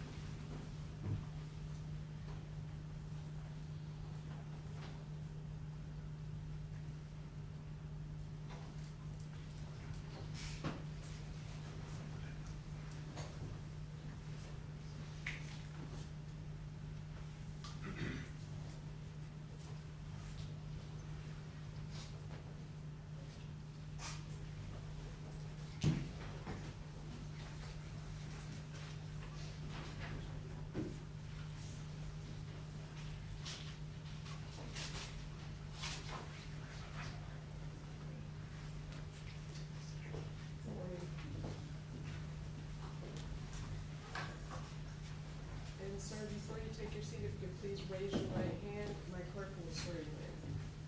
Do you solemnly swear that the testimony you're about to give in this matter will be the truth, the whole truth, and nothing but the truth, so help you God? Swear. Thank you. You may be seated. Whenever you're ready, Mr. Chairman. May, I'm gonna have you speak up nice and loud. I could barely hear you, so we need to hear you back here when you testify, okay? Okay, no problem. Speak up nice and loud. Could you state your name? My name is Tussle. Can you spell it for us, please? It's AIME and then TUYISHME. May, I'd like to take you back to April 2022. Did you know Patrick Lyoya? Yes, Could you tell the jury how you knew him? we was friends. He was like a brother. When you were his friends, how did you meet him? Don't remember exactly, but I just knew him in a town. You knew him in the town. Now, you're from Africa as well? Yes, Are you from the same place as Patrick? he was born in Congo, raised in Rwanda. You can speak up a little bit more so I can hear you. Yes, I was born in Congo but raised in Rwanda. Was he from the same I location think as so. you? I think so. I think it was from Congo. I'm not sure. Did you speak the same language as him? He spoke Swahili. Yeah, his Swahili was better than mine, but most of the time we spoke English. So you communicated first in English because you guys didn't share the same language. Is that correct? We had the same language, but my Kiswahili is it's not good. Not good. So can you tell me the last time you saw Patrick? Can you go over that? Where were you with him on the last time you saw him? We had just dropped somebody off. We started by his new place. He just had a new place. He was living like upstairs. They have a basement. He was telling me he wanna do haircuts over there. We just what was the question again? You go back. You said you dropped somebody off. Do you remember who you dropped off? Yeah, it was one of our friends. Yes, Do you remember his name that you dropped off? his name is Di Maria. And in terms of before when you dropped him off, where did you come from to drop him off? Where had you and Patrick been before that? We was at our other friend's house also. It was Who was your other friend? David. So you had left from David's house? Yes, Whose car were you driving? I wasn't driving. Whose car were you in? Patrick's car. Was he driving his car? Yes, yes. So you remember where you dropped that friend off at? Not exactly, but somewhere close to downtown. Well, that's the best location, somewhere close to Yeah. town. So you said after you dropped him off, you went to Patrick's apartment? Yeah, he was telling me about it, what he wanna do over there, cause he just moved there. He like to cut hair also. So did you go there? We stayed outside in the parking lot, and then we was heading back to David's place. So you never actually went inside Patrick's No, apartment? I You were did just not, outside the parking lot? no, I did not. What, was this a house? Was it an apartment? What was it? It's like a house. It's duplex. So you have upstairs, and then in the basement you can do business or something. So after you leave his apartment, where do you go? I think we was heading back to David's place. So it's just the two of you in the car. Yes, sir. So what happens as you're driving? You think you're going back to David's place. What happens?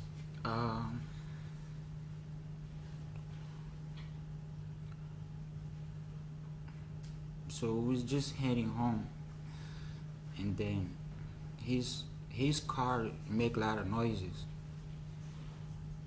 Can you describe what did you hear? What kind of noises?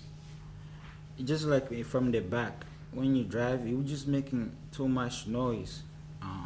Because I remember I was just on the phone, and then he just pulled over somebody to go check my car. So you heard the noise? Yeah, it was very loud noise. Wherever the air come from, I think, in the back, yes. So then he pulled, what did he say? What did he say as he pulled over? He said I'm about to go check my car was making a noise. And did he stop the car at that point in time? Yes. So when he stops the car, could you describe for the jury what happens next when he stops his car? So I was on the phone. When he stopped the car, he get out. Next thing I know, he was having some words with the officer. When did you first realize a police officer was there?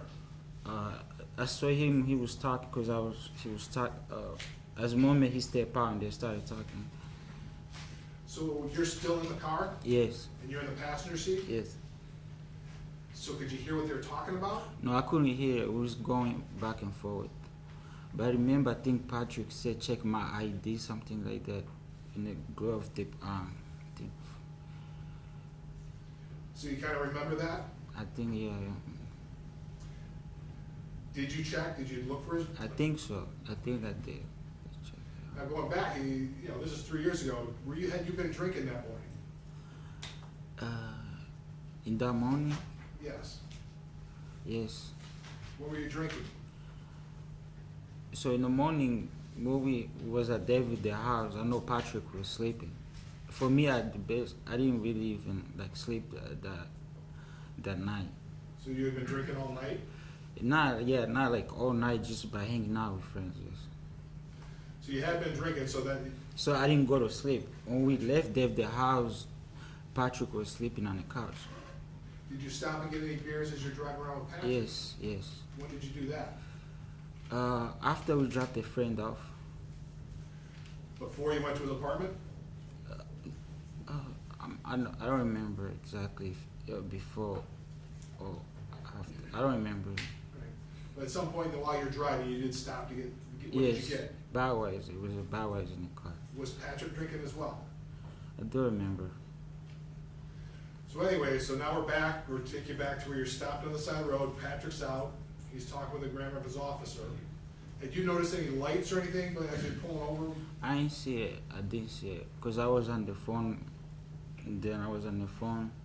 All I heard was just noise. The car was making a lot of noise. And then he said he put it on the side. Said, "Let me go check my car. What's going on with it?" So after he asked you for, check the glove compartment box, can you tell the jury what you remember next? So him in the office, they started going back and having some words, and then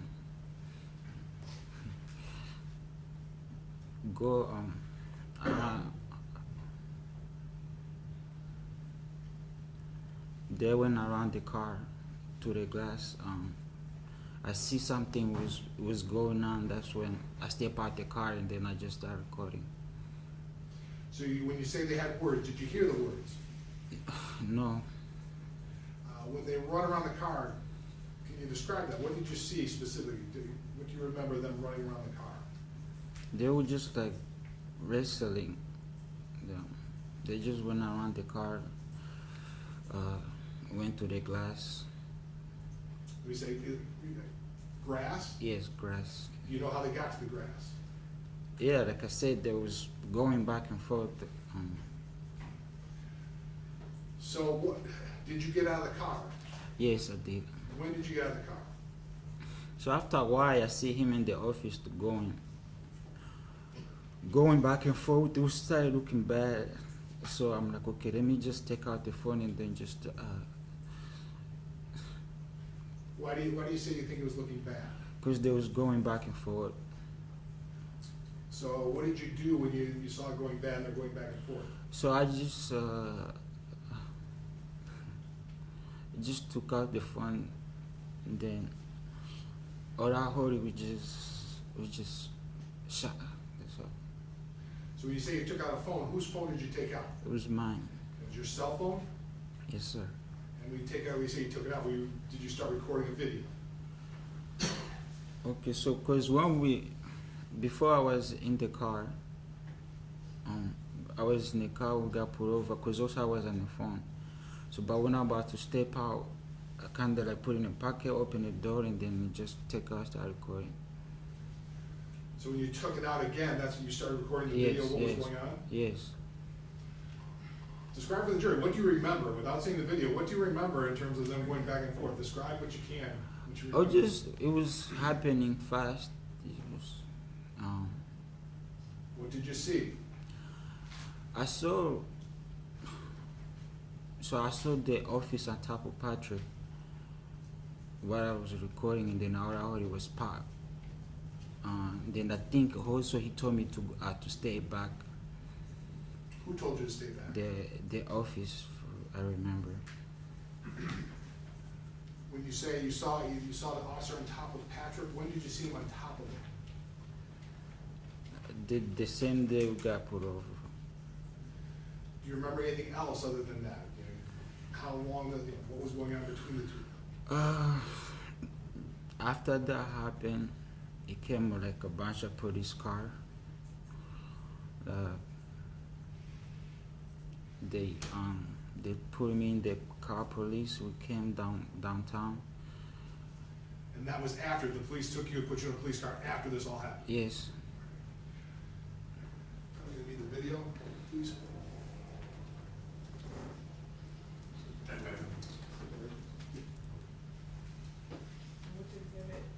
I'm gonna say, Your Honor, this is gonna be exhibit 1, for the jury's benefit, because I don't think they were here. I think we stipulated to just about every video getting played, if that's a fair assessment. Yes, it is, Your Honor, and we have no objection to this. And just, Ahmed, do you recognize this? Yes. This would be your cell phone video, is that true? That's the start of it? Yes. So this would be about where you're standing when you started to get out of the car and started videotaping. Yes. I play it now, Your Honor? Would it help dim the lights? Run the lights on. Please. Yeah.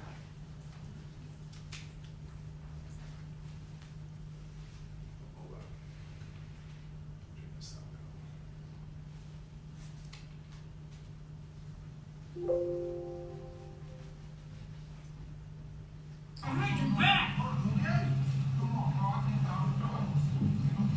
Yo, man, you good, like, yo. Don't go in like that, though. I know, but I'm just saying, man, I'm a black man too. I mean, Yeah. 1915, service more cars. Okay. Now, he said he's good for me, bro. Yo, what's up, bro?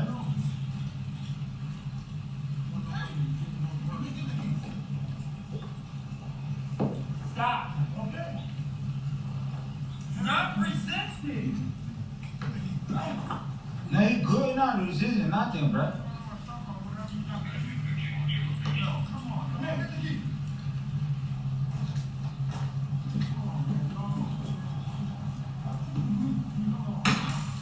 Okay, why you gotta do all that, bro? He good, man. Let go of the taser.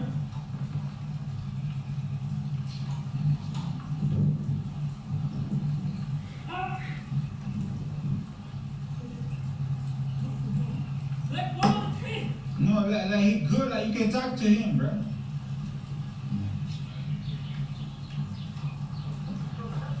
Ah! Yeah, damn. Like he good, bro. Like, can you talk to him like good, like, can you, yeah.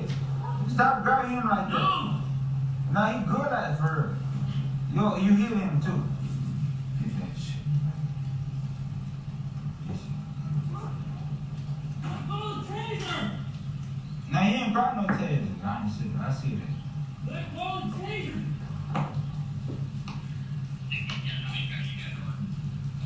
Drop the taser.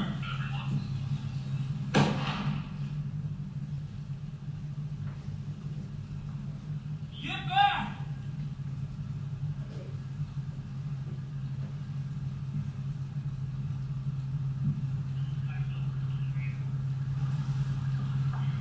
Get back. 1915. I was just bullet shooting. Nelson Griggs.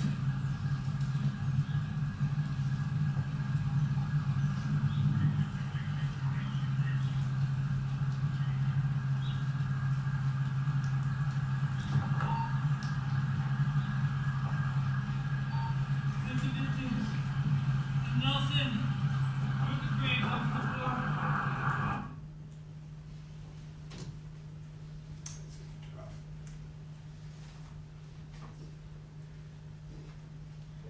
I'd like to go, if that helps you remember some things. There's something about get the keys. You said get the keys. Do you remember that? Yeah, I think it was,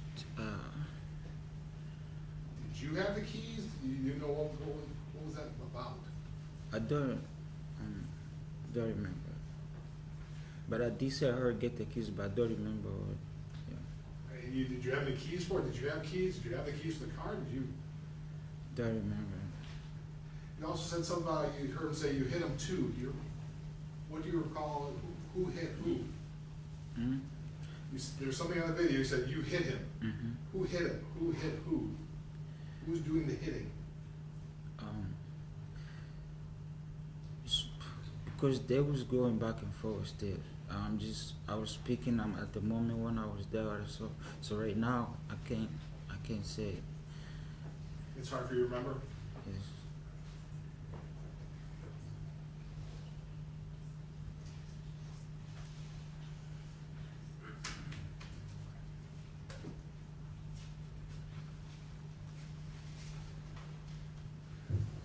I have nothing further, Your Honor.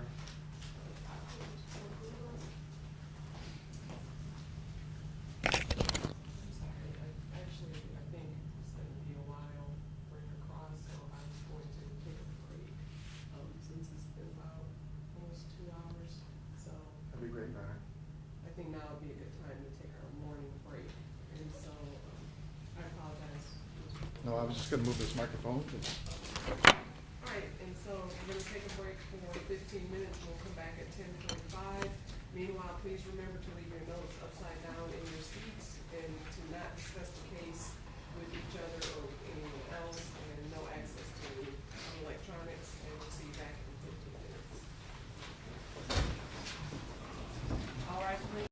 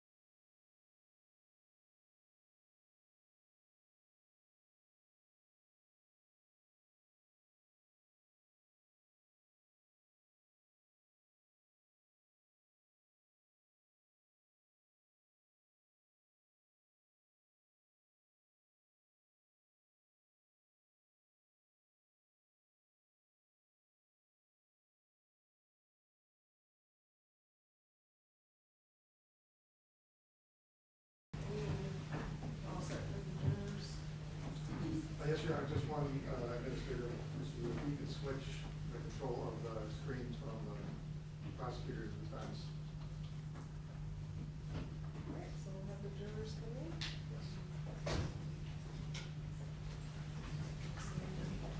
Back on the record.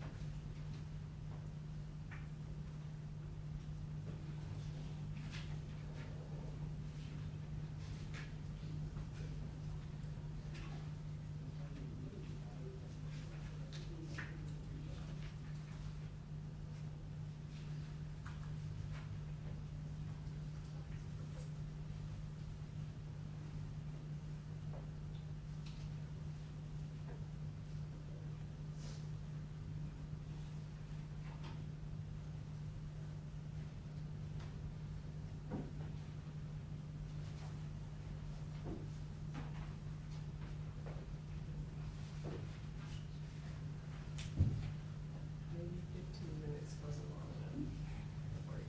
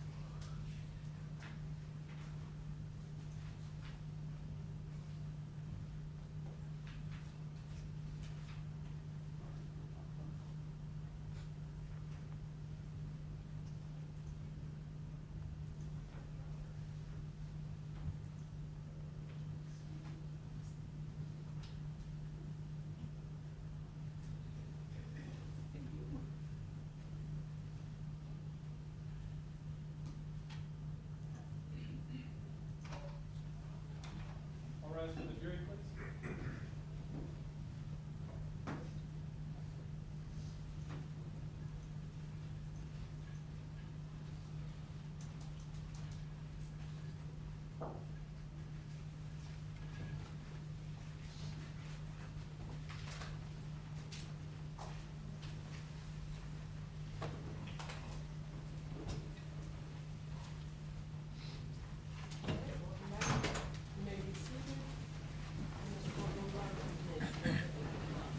Thank you, Your Honor.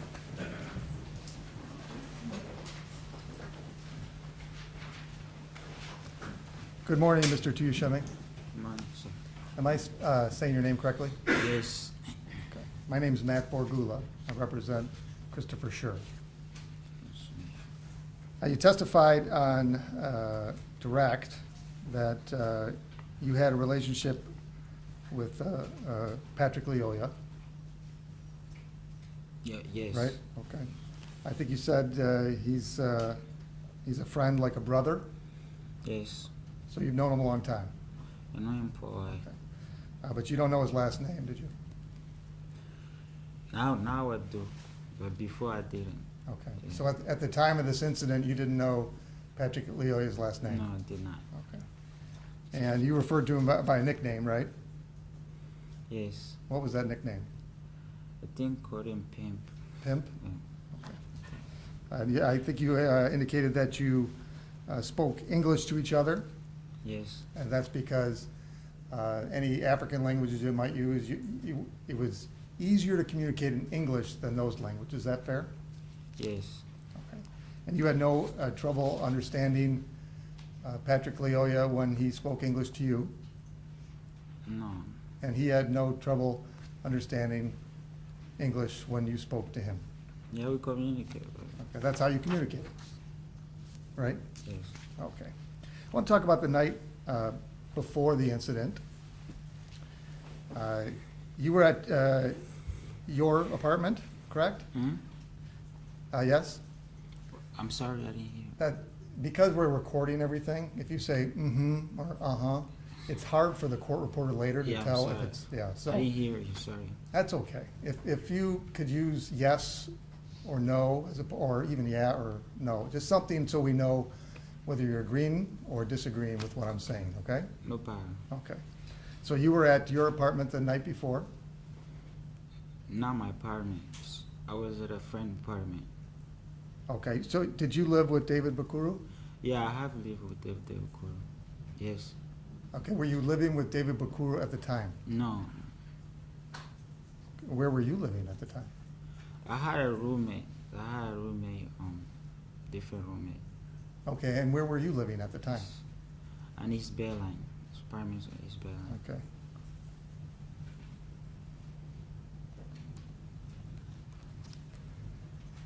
So on, this is Sunday, you went over to David Bakuru's apartment? Yes. When did you We get there? spent the night. We there for I think we was there for over the week because all day. I think I was just there all day, Saturday too. Okay, well, let's talk about that. Hmm. So you went to David Bakuru's apartment on Saturday? I think Saturday, like late night, but I don't remember. Okay.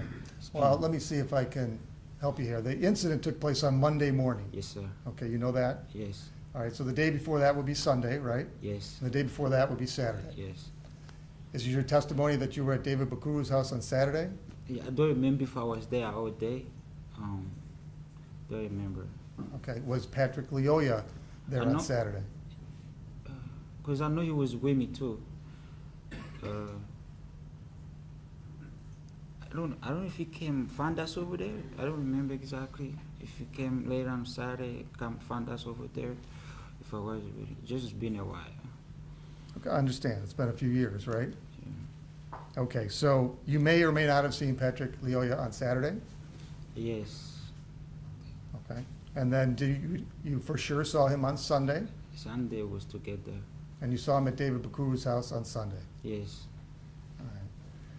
When did you go to David Bakuru's house on Sunday? What time of day? I was Saturday, like I said, Saturday I think I may come late, but I remember I was there all day Saturday, Sunday. Okay. So I don't remember exactly the time. All right, so I want to focus your attention on Sunday, the day before the incident. Okay. At some point, you're at David Bakuru's house, right? Yes. And you don't live there? No. Okay. What were you guys doing on Sunday at David Bakuru's house? Well, we was listening to like some African music, just hanging out, really. And who was there? It was some other guys from the town. I think Di Maria, Matendo, Ben, also Patrick. Okay, and I'm going to have to ask you to speak up a little bit too. You have a soft voice, so do I, actually. So Sorry. I always try to find the microphone. So you don't have to yell, just to get as close to the microphone as you can. Okay. Okay. So you said Di Maria was there? Yes. Is that a first name or a last name? First name. And who else? David, Patrick, Ben also. That's the people I remember. And Matendo also. So Di Maria, David, Patrick, and who? Matendo. Matendo? Yeah. And anybody else? That's what I'm remembering so far. Okay. And you guys were hanging out? Yes, hanging out. And you were drinking? Also, there was some drinks there. You were drinking, was Patrick Lyoya drinking? Yes, yes, it was. Do you recall what he was drinking? Huh? Do you recall what he was drinking? Don't remember, but I know he like Budweiser. So,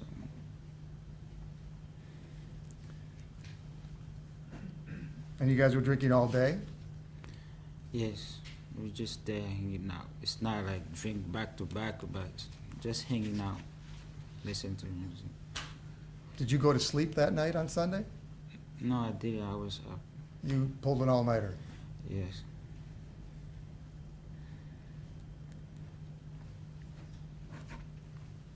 And Patrick went to sleep at some point? Yes. Okay, so he had been drinking, he decided he wanted to go to sleep.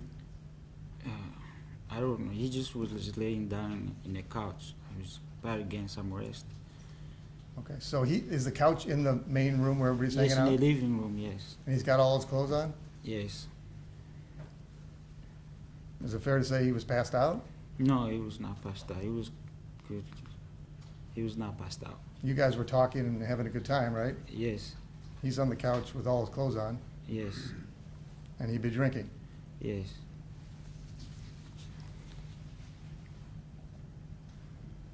So you stayed up all night until the early morning of Monday, April 4th. Is it fair to say you were drunk? Yeah. I was bad. I'm sorry? I was a little bit bad. I was not too drunk. That's kind of like being a little bit pregnant. You're not too drunk? Yeah. You're kind of drunk. Because, I walked to the car. I'll still be able to move around. Okay. So you decide to go somewhere on Monday morning, Yes. and you're going with Patrick Lyoya, right? Yes. Where are you going? We was about to, one of our friends, he had to take his daughter to school. So, we wake Patrick up so he can be able to drop him to his house so he can take his daughter to school. Okay, so everybody's drinking in this apartment, right? I don't know if everybody, because I was looking who's drinking or not. I know I was, but I don't know if everybody was. All right, and so you decide that you need to take someone for a ride, Mm-hmm. and so Patrick Lyoya gets behind the wheel of the car, right? Mm-hmm.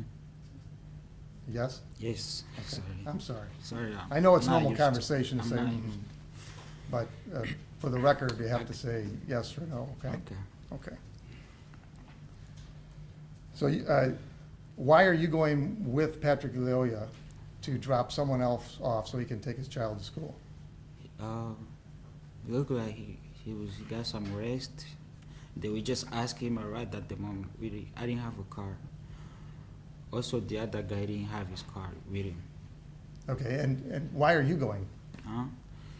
Just going. I don't remember exactly. Okay. And so who was the friend that you had to drop off so he could take his child to school? His name was Di Maria. Di Maria? Yes. And had he been up all night drinking too? Don't remember. Okay. And he was gonna take his kid to school? Yeah, he said he had to take his daughter to daycare or school. I don't remember something like that. Okay. All right, so it's about 8 in the morning, does that sound about right? Yes. All right, and you, I think you testified, and when the prosecutor was asking you questions, that you went and saw Patrick Lyoya's apartment? Yes. Okay, is that where he lived? Yeah, because he told me he just moved there. He was trying to start a business, cutting hair. He likes to cut hair. But this was a residential place where he would live, right? I don't Was he gonna understand. cut hair out of this place, or was he gonna Yeah, live so there? it was like a duplex. Actually, it's right around the corner where the accident happened. So it was like a duplex. It's a place upstairs and then in the basement. You can stop people walking on the street Okay, and was he gonna work as a Yes. hair cutter out of the basement? Yeah, he said he wanna start a business cutting his own haircut. He's cutting people hair. All right, so you're driving around, you see Patrick Lyoya's place, and then you decide to drive some more, and then you decided you're gonna go get something more to drink Yeah, we'll grab some beer. at 8 a.m. on Monday. Yes, I don't remember exactly the time was. You grab some Budweiser, Yes. and Patrick Lyoya got behind the wheel of a car, right? Mm-hmm. And Yes. Yes, there you go. And he's driving around drunk, right? I don't know if he was drunk, cause I know he did get some rest when we was at home. So we thought actually he was good to drive, cause he got some rest. He slept. Does he even have a driver's license? He should. He drives. He should, right? But do you know if he actually has one? But I never asked. Okay. And after a night of drinking, because he was passed out on the couch, you thought it was okay for him to drive. Is that right? He Is was- that fair? I don't think he was passed out. Just cause it was a lot of people, he just wanna get some rest. Passed out, I don't think passed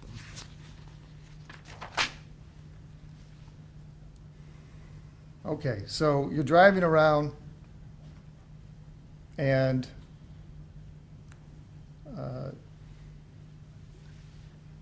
I think you said Patrick Lyoya says there's something wrong with his car, Yes. and then he starts making right turns, right? No, so cause his car was, even when we left the place, his car was making a lot of noise. We went to drop my friend up, it was not making a lot of noise, and the car started making a lot of noises. Whatever the air comes in, and I don't,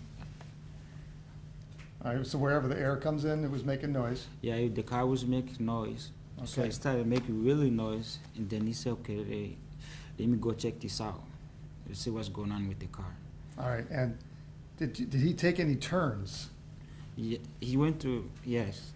So he was driving, and then I remember he turned it like right. He said turn it right to go check out the car. And then he took another right? It was one right, because we was on the main road, and then he take a right. And then he took another right? I don't remember. You don't remember? Yes. You knew there were police behind you, didn't you? No idea. I was on the phone. I didn't even hear the lights. That was the problem.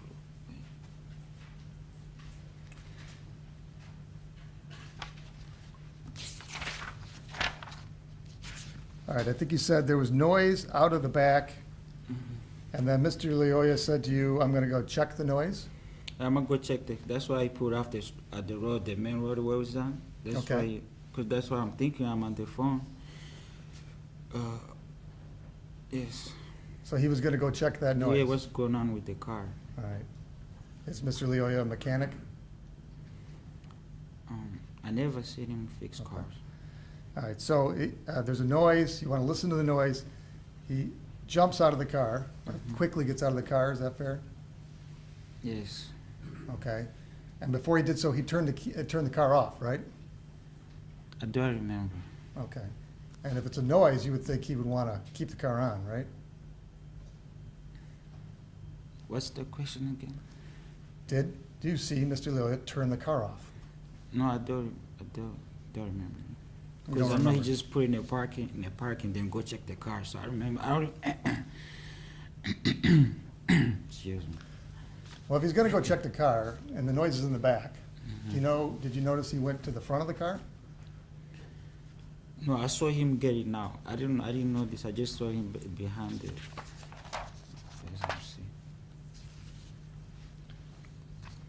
Did Patrick Lyoya say anything like the car is broken down?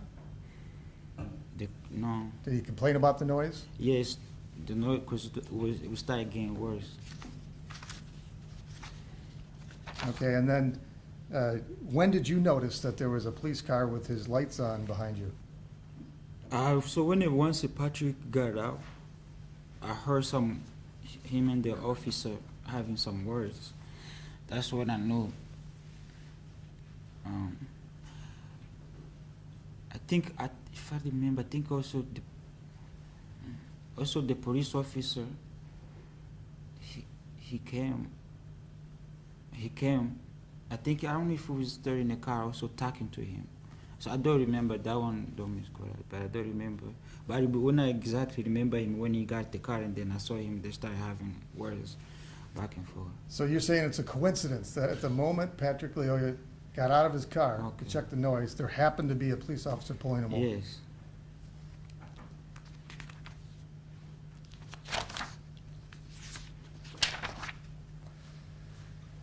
So after you saw that there was a police officer and he was talking to Patrick Lyoya, did Patrick Lyoya open the door to the car? Yeah, cause yes, Okay. Did he ask you for his ID? I know. I remember he saying to check something in my car. So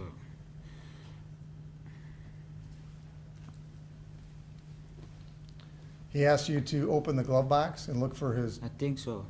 But I don't remember exactly, but I think check my ID, go check blood deposit for the ID. okay, and there was no ID in there, right? It was like I don't remember, cause I don't remember giving him ID. I didn't see. I didn't see it. Well, you guys had bought beer earlier in the morning, right? Yes. Yes. Did you get carded? You know what I mean by that? Did anybody ask you for your ID when you bought the beer? Yes. I think Okay. I had my ID. Okay, and so you bought the beer? Yeah, for that. I don't know who paid for it, but I have my ID. I probably ended up paying it, the bills. Okay. And do you keep your ID in your wallet? Was it my, yes. Okay, and Patrick Lyoya had his wallet in his pants, right? I'm not sure. I don't remember. But he's asking you to look for his driver's license in the glove box. He asked me to look for, so And you did not find one. I don't remember finding one. Were there any IDs in the car of which you were aware? Did I see ID? I don't remember. I don't recall it.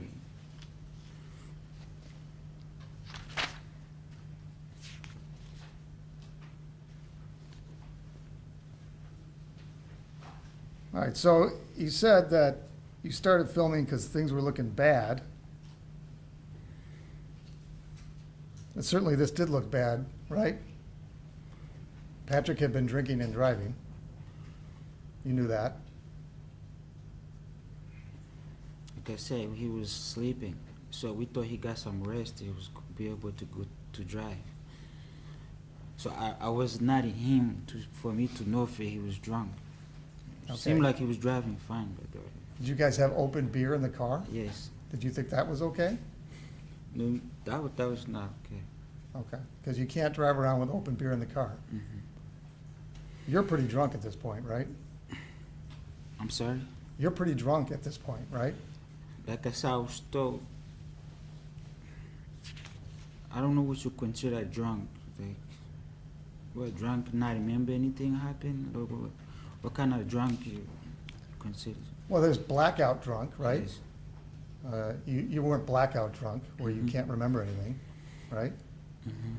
And there's drunk, where your ability to perceive what's going on is affected by the alcohol in your system. Do you think you were drunk? I was still active. I was not.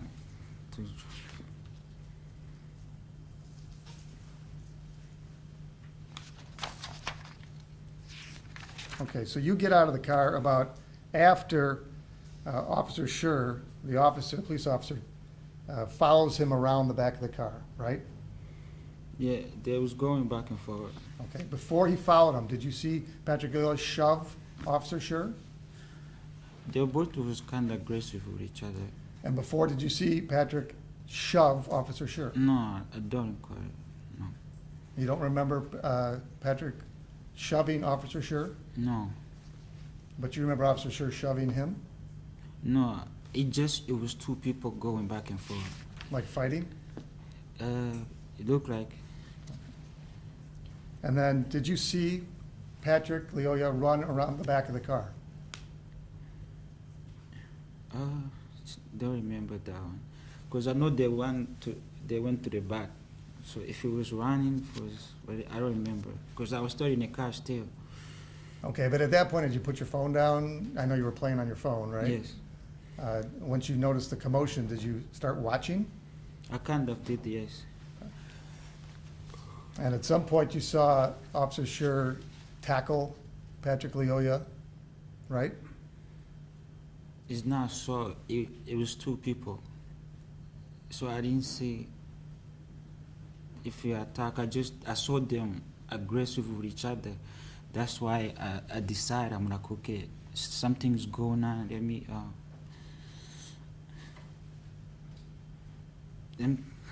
take my phone and start recording. Okay, all right. Did you see with your eyes Officer Schurr tackle Patrick Lyoya on the grass? When I saw it, he was on top of Patrick. Okay. But don't remember him like attack, but all I saw he was on top of Patrick.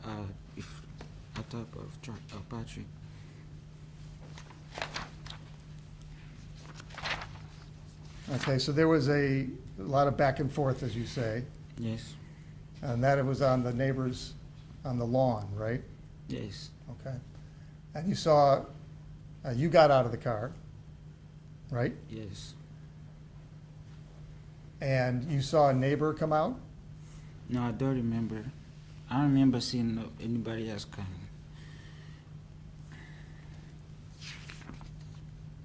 Okay, on your video, Mr. McFarland, can you pull up stipulated exhibit, Your Honor? Do it. But just focus on the cell phone video.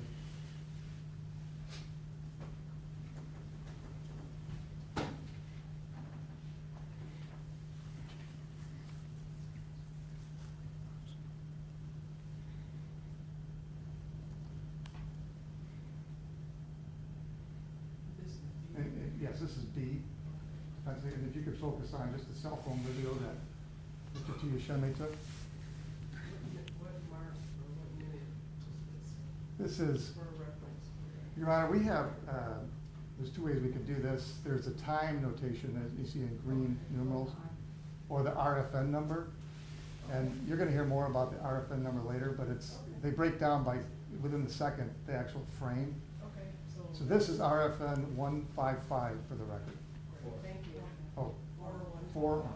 Screw that up, right? 4,155. And this is defense exhibit A, apparently. And that reflects the point in time, right? It does. And the time is right above it as well. But I just wanted to make it clear for the record. No, I appreciate it. What part you fast forwarded to. Go ahead, please. Okay, so Mr. Tuyashime, what's on the screen is your cell phone video. You see that? Yes, Okay. So this is from your vantage point. yes, All right, so you see the guy in the white t-shirt there? yes. And I know you can see him now because the video, but at the time, you don't even remember that person being there? No, I didn't, because it was happening really fast. When I took out the phone, so I wasn't paying attention to. You didn't hear him talking to you? Don't remember, but I think I heard some words, but don't remember the current.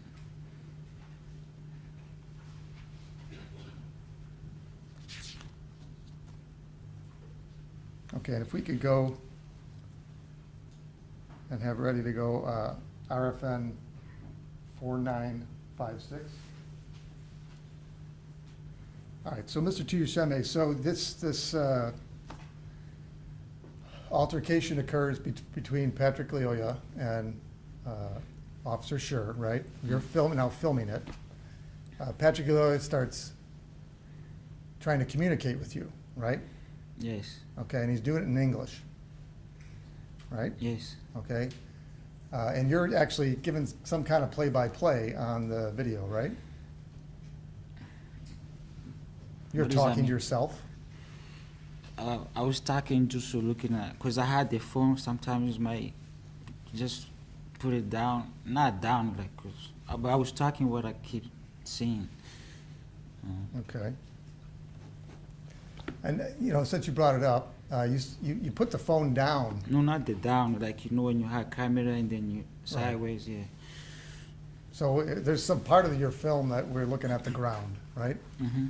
Why did you do that? Do you recall? No, I don't know. Okay. All right, and so you heard Patrick Lyoya yell at you, "Get the keys." If we could play 4956. You might need to back that up.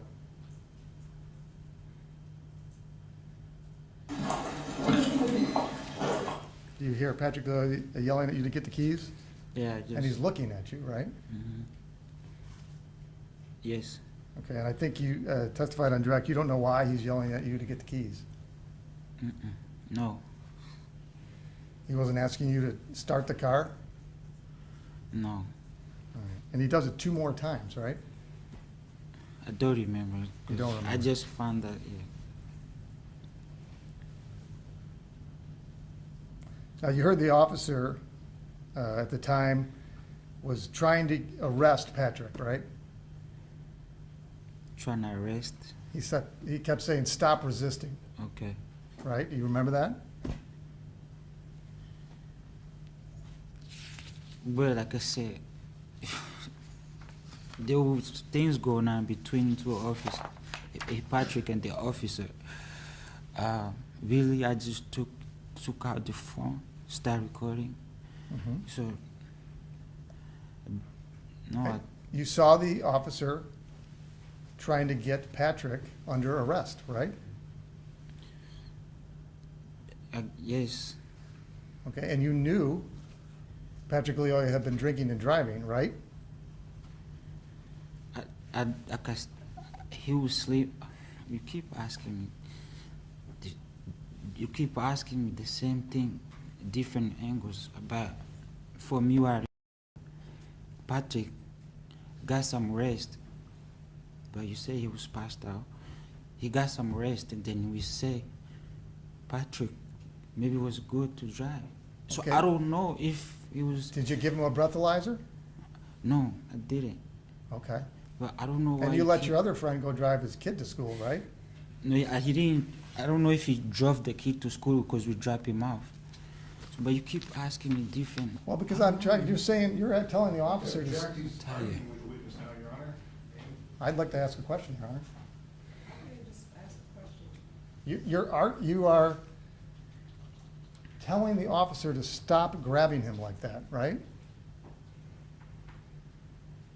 Yeah, I heard in the video. Just heard, yes. So you're telling the officer not to arrest him? I'm not telling no officer what to do.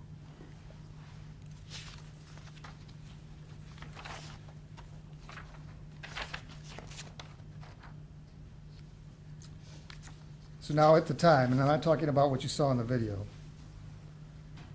you saw Patrick Lyoya grab the taser, right? I saw also in the video.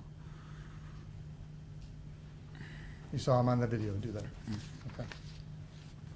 And you heard the officer tell him to drop the taser, right? I heard, yes. And now, after Mr. Lyoya is shot, other police officers show up, right? Yes. Okay, and they, you're still there, you're outside the car, right? Yes.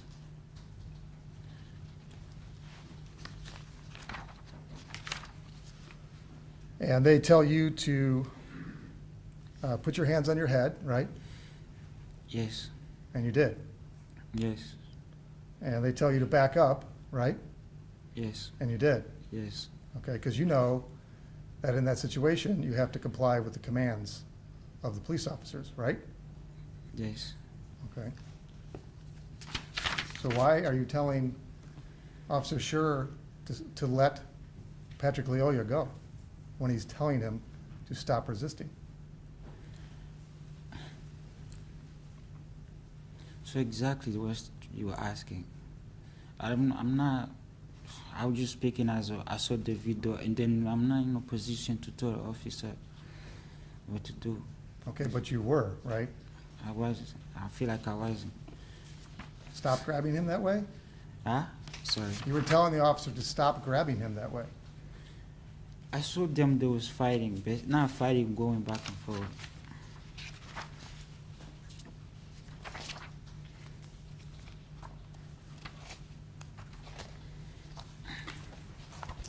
Nothing further, Your Honor. Nothing further, Your Honor. Hands raised on the jury. May this witness be excused? You mean, Your Honor?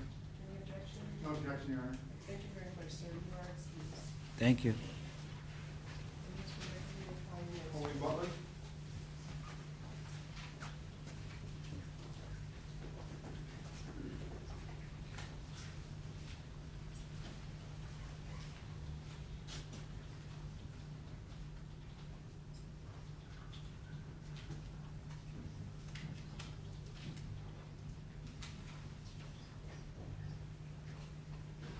Good morning. And sir, before you take your seat, if you please raise your right hand, my clerk will swear you in. Do you solemnly swear that the testimony you're about to give in this matter will be the truth, the whole truth, and nothing but the truth, so Yeah. help you God? Yes, ma'am. Thank you. You may be seated. Whenever you're ready, Mr. Baker. Thank you, Your Honor. Sir, could you state your name and spell it for the record, please? My name is Wayne Butler, Wayne Butler. Sir, I'd like to take you back to April 4th of 2022, where you were living in the area of Nelson and Griggs in the city of Grand Rapids. Yes, sir. Could you tell what were you doing that morning at your house? I was actually just getting out of the shower. Yeah, I was just getting out of the shower. Okay, as you're getting out of the shower, did something catch your attention? Yeah. Unusual happening in your neighborhood? Yeah, so I was getting out of the shower. I go to my bedroom, and I notice, my shades were shut, but I noticed like police lights, and it's kind of odd because I'm, far in. To this day, nobody's been pulled over in front of my, one of those kind of things. It's not like, anyway, so it was an odd occurrence. And so I look out, and I just looked under the blinds, and I saw it was like a traffic stop. And it preceded me to go downstairs and kind of see what was going on. I kind of raced down, put my shorts on or pants or whatever it was that morning, t-shirt. Now you say when you looked at, I guess the initial, when you look out of your blinds, you say it's a traffic stop. What did you see specifically the traffic stop? I saw the car that was being pulled over here, and then the officer's car behind it. And I don't even quite remember if the officer had got out at that point. I don't even know if they had gotten into that. I believe that by the time I had got my pants on real quick and went downstairs to see what was going on, it had just started. That's what I recall. When you say it just started, what do you mean it just started? That 60 second or minute and 30 seconds, that was, what I guess the video that everyone's seen. Okay. So I guess, without getting the video right now, could you tell the jury, when you come downstairs, you put on your pants, where do you go? So I'm on my porch, and it's closed in. So I'm just kind of like observing what's going on at the time. And then I see Patrick get out, and he's out of his car. That was the first thing. I'm like, man, you're supposed to get out of the car. But then I see this tussle proceed. And yeah, it was horrific. I mean, the first thing I kind of noticed that kind of caught my attention was something that was black fell off. And at first I thought it was an officer's gun, and I didn't want to get shot. Like immediately, that's where my mind went. This tussle's going to end up in someone dying, and I didn't know what. It's just like one of those things your spirit tells you. You don't know, but you don't know what to do. So you can stop you right there. Okay. Try and stick with what you Okay. saw. Yeah, That's okay, What you okay. saw, what you remember. So when you see where's this initial tussle that you see when you're standing on your porch? It comes from the street, and it goes like to my front lawn. So in the front lawn is where I saw the black thing fall off, and I guess it ended up being a shoe or maybe a walkie-talkie or something. Yeah, that's what Describe a little bit better for the jury, what do you see at the tussle then? Is it now they're in their front yard? Okay. What describe for the tussle? So the tussle is like the officer has Patrick and he's running. So the car is here and he's like running in like a circle. Like if somebody was running, they were committing a crime, like they'd run straight, right? But he was running in like a circle. And then there was this guy and he's just videotaping this whole thing. And I'm like, what is going on here? You know, this is all the way out of control. It's a wrestling match that like, what I saw was a wrestling match where Patrick didn't fight back, but he didn't like physically fight back and the officer like had control of him, but it was a tussle. If that can explain it best, like a. So you talk about a wrestling match and a tussle. Yes. When you say, what do you mean by Patrick didn't fight back? Can you describe Meaning like he didn't lay down, like my daughter wrestles, right? So he was like the one on the ground the whole time, but he wasn't like just like put your hands behind your back. He wasn't complying, but he also wasn't like fighting the officer off. It wasn't that kind of thing. You know, the officer was on top of him, holding him down, and he was trying to work his way. That's what I mean by tussle. You know, if you can kind of picture that. So this is happening essentially in your yard? Yes. So what happened, this tussle? What happens after? Then Patrick gets up and then it goes next door. How does it go next door? Describe the jury. You remember going next door. I'm sorry to interrupt, but please let him finish the question completely. I know you don't testify every day, but just let him finish the complete question. Yes, and ma'am. then answer, Yes, because sure. you're talking over each other. I'm sorry, yeah. And then that makes it hard when someone wants to transcribe later. I'm so sorry. It's okay. I'm sorry. So if you can ask. So you go back in terms of, so you say he gets up, you saw Patrick get up. Describe to the jury what you saw as they move into the next yard. If you've ever seen like a wrestling match, you know, like in a wrestling match, like WWE, I'm not a big wrestler, but I'm just saying like a wrestling match, they engage and then they break apart, you know, and then like, I don't know how to describe it other than like, in that time, Patrick, like he could have ran away. The officer could have called for backup in this re-engagement period. Just what you saw and heard, not what they could have done. That's it. You just described what you saw and heard. Okay, so I went out there at that point, and how it got to the other part of the lawn, he got up and was kind of trying to pull his pants up and kind of ran over to the other side, and the officer, then they re-engaged and kind of wrestled over there. When they were in my front yard, I remember telling them to just stay down, you know, a Patrick. I remember telling Patrick to stay down, and he got back up, and I know I'm not doing a great job. I'm sorry. Best you can. So you say, well, they're on the ground in front of your house after they walk across. Do you see Patrick punch, throw any punches or any, like, No. Any kicking by Patrick, anything along those lines? No. Never saw that as they transitioned into the other yard? No. So what happens when they get over the other yard? Can you describe again? What do you see? So when they get into the other yard, I remember the officer shooting the taser, and the taser didn't work. Like it shot him and it went in his clothes. I don't know how they work, but it didn't like the effect didn't happen, and they were both like kind of surprised that didn't like stop the situation. Could you go in a little bit? What did you see? Can you describe a little bit better for the jury what you saw that taser shot? Can you go a little more detail what you saw the two of them doing? How are they positioned? What exactly did you see? They're like maybe say 3 to 6 feet apart, and he deploys the taser, and then Patrick kind of gets it in his chest and kind of like pulls it out, and then they re-engage, and then that's where he's trying to like keep the taser down. Who's trying to keep the taser? Patrick was trying to keep the taser, like he was trying to like keep the taser away from him. And then I ran upstairs to go get my phone like the other gentleman. Why And did you do that? because I didn't know that there was anything else that I could do at this point. I felt like I talked to the officer, I talked to Patrick. I mean, And maybe I didn't. Maybe there was more I could have done, but You say you talked to the officer, what do you mean by that? I just told them both. I just said, hey, stay down, stay down, stay down. Just relax, chill. Hey, get your guy, get your guy. I was just trying to calm the situation, and I think when I went upstairs, if I didn't go upstairs, I think if somebody had been there to oversee the situation, it might have not. Now, going back in terms of when you're there, just as you're standing outside, what did you hear Patrick say? Did you hear Patrick say anything? I don't know. I can't testify to anything. I don't know. It was really a traumatic experience. It was very, very traumatic, and like a lot of it's blocked out, and I'm only gonna tell you what I know to be a fact. What did you remember the officer saying?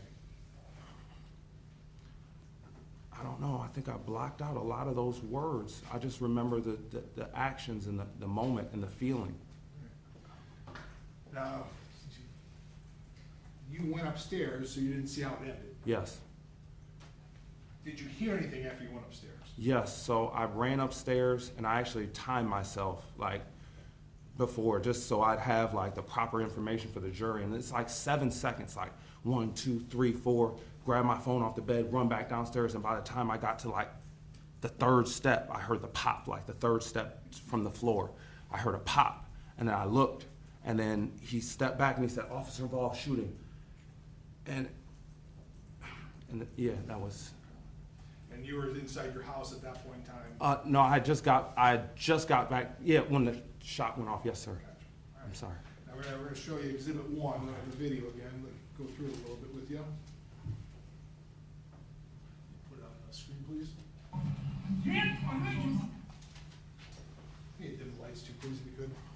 There's a laser pointer right here. Just hit that thing up. Okay. Now, you recognize this, Yeah. what's on the video here? Yes, I do. Yeah. What do you recognize this as? That's my house, and that's my fiance's car. All right. And are you in this? Yes, that's me in the You white used the shirt. laser pointer, Oh, probably sorry, that's what- sorry. That's me in the white shirt. So this is after you come outside. Yes.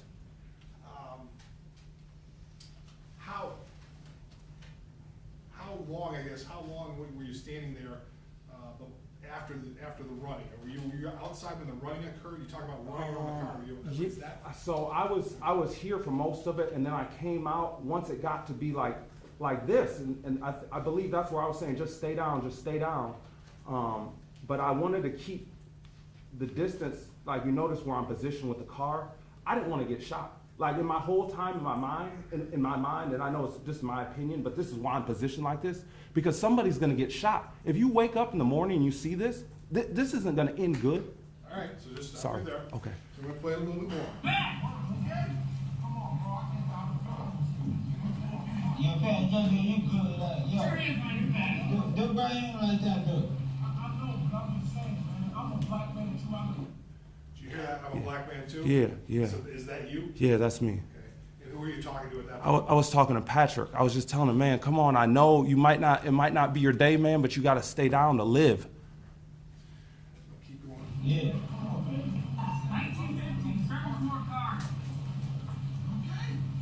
Man, he said he's good, brother. Yo, what's up, man?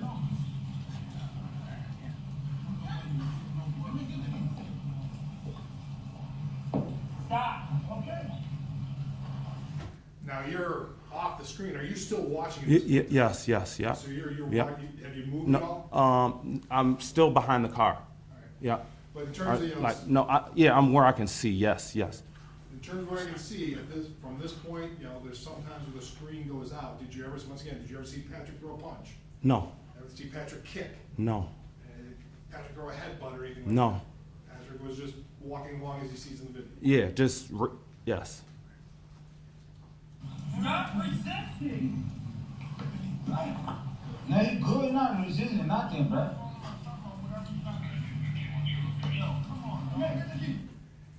Come on, dog. I heard that. Yeah. Was that you? Yeah. Who were you talking to at that point? Just like the whole situation, like just stop. Whatever you're doing, just stop. Just stop. Like this is an officer of the law, and like in America's history, this is how it ends every time. If, Just stop right there, so you just stop right there, but you were just trying, you were talking genuinely. yes, I was just trying to reason with the person that needed to be I felt could reason with. I didn't know I could reason with the officer necessarily. Play a little bit longer.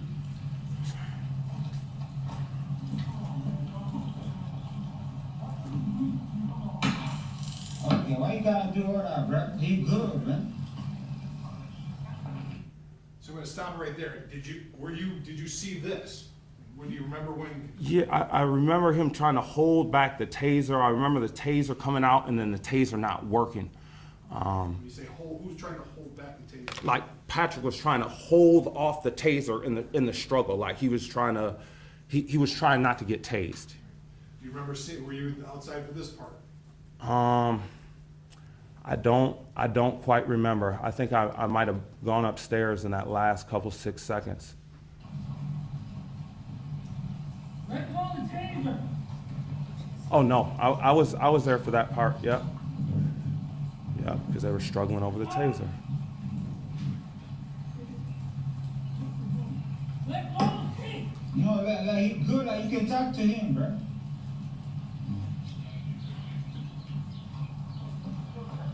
Ah! Do you remember if you were outside at this point in time? You know. I'm not sure. I probably was. I went upstairs for that last 6 seconds of the video, as I said. That's what I know to be a fact. So just before the shot was, that's when you ran inside? Yes. And once again, any point in time when you were outside watching that, did you see any punching, kicking, hitting on that? No. Did you hear him say anything to the officer, threaten him in any way? No. Everything what you heard is basically captured on the cell phone? Absolutely. Nothing, you didn't hear anything different, you remember anything? No.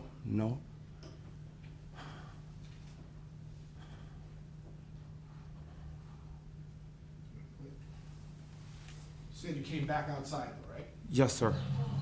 Yeah, like he good, bro. Like, can you talk to him like good? Like, can you, yeah. Stop grabbing him like that. Nah, he good like for real. Yo, you hit him too. Get that shit. Let go of the taser. Nah, he ain't got no taser. I see that. Let go of the taser.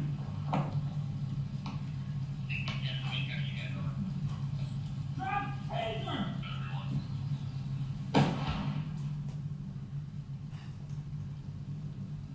Now, is this when you came back outside? Yes. So this is what you saw when you Yeah. came back out? Yeah. And I saw him backing up, saying officer involved shooting. He called it in right away. Get back.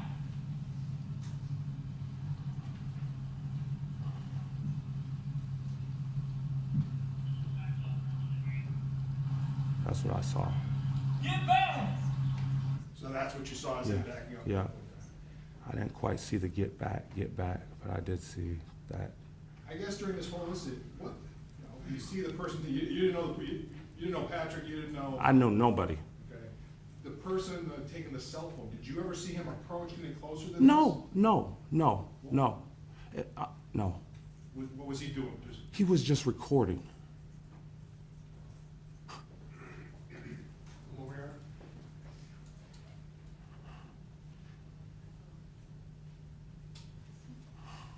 Did you see Patrick with any weapons, anything? No. All right, thank you. I have nothing further, Your Honor.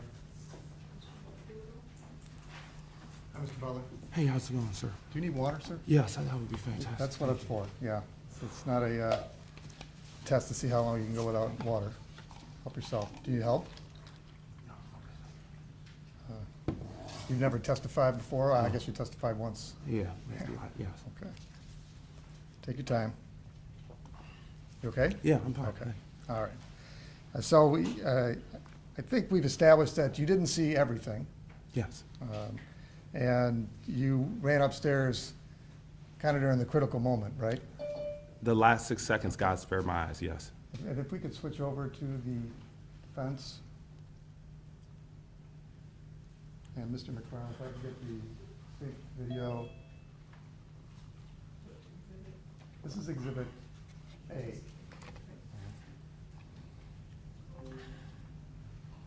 And if you could go to RFN 3625.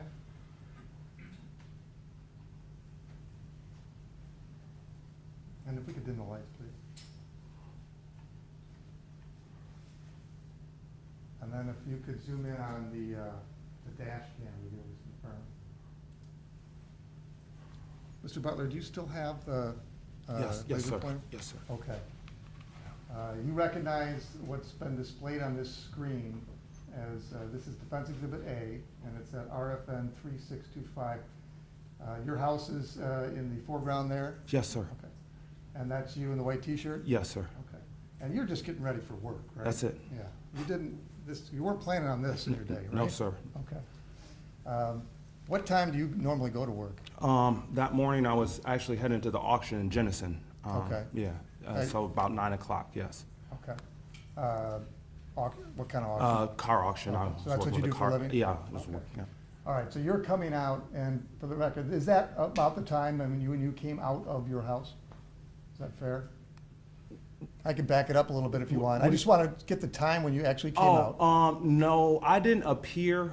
So I was on my porch with the door closed first, Okay. like watching from a safe place. And then when I saw it escalated, I figured I should step outside, and that's when you see me kind of intervene. So when you see me off of the porch, I'm probably on the porch maybe another, 20 seconds. I don't know how much further, but I was on the porch prior watching. I didn't just jump out into action. I was kind of observing to see what was going to happen first. All right, and were you watching through that door that is now open? Yes, sir. Yes, sir. Mr. McFarland, if you could back it up. Okay, stop there. So it's kind of hard to see, but you can see you're watching there. Yeah, yeah. Okay, so you're through the door, and there's a car between you and Mr. Lyoya and Officer Schurr, right? Yes, sir. Yeah. And they're on the ground at this point, Yep. right? So were you able to see them on the ground, or did you come out to get a better view? I came out to see what was going on. Yeah. So you don't have a full picture of what's going on. Did you see, if we can go back another 5 seconds? This is RFN 353. Okay. That's where we were, 353. Okay, stop there. Mine stopped at 3406, RFN. I think you're on, if it's not clear, RFN 3406. I'm showing you, it appears that you're not in the doorway, is that fair? Right. Yeah. Yeah. Do you have any recollection of where you were at this point? Maybe on the way down the stairs. Okay. When you first noticed something was going on, were you upstairs? Yeah, I was in the window to the left. Okay. The upstairs window to the left. And your stairs are sort of just down the corner, you come down and then you're on the Exactly. porch? That window right there on the side is to my steps. Okay, and if you could point with it on the laser I'm pointer? so sorry. That's okay. I'm so sorry, guys. I'm sorry. So my steps, this is my bathroom, and anyways, I came right down the steps. Yeah, but this is where I observed it from that window, the initial lights. Okay. And so you came down, and if we could play it forward.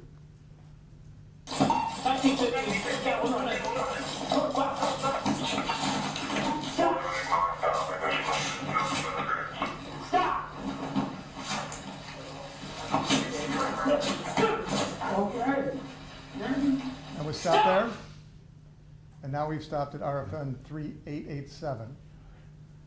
And at this point, you have a very close eye contact with the officer and the person he's trying to arrest, right? Yes, sir. Okay. And I think you testified you don't know either of these people, No, right? no. There's just an officer and a person on is it your lawn or the neighbor's lawn? That is my lawn there. Well, it's right behind my fiance's. I didn't want the cars to get damaged, or I didn't, I'm just, think about it, and, yeah, my neighbor's lawn is next door, sir, sorry. Okay, no, that's, so they're on your neighbor's lawn. That's my neighbor's lawn, I'm sorry, and this is my lawn. Okay, and you used the laser pointer to show that your lawn is adjacent to the one that the two people fighting are on, right? Yes, sir. Okay. All right, and now if we could go to RFN 6056.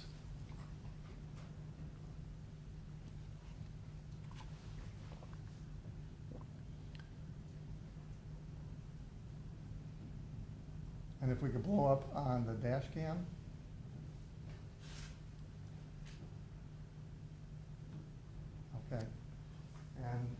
Now, so this is later on. This is after Mr. Lyoya and the officer have moved across the lawn. Okay. Okay? Can you still see yourself? Yes. Okay, so you're still watching. Yes. And if we could go forward, play forward, please.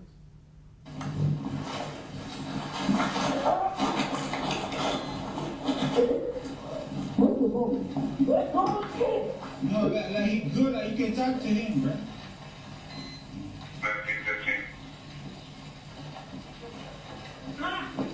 Stop there, please. So at 6603, RFN 6603, you poke back out after going inside, right? Okay, yeah. All right.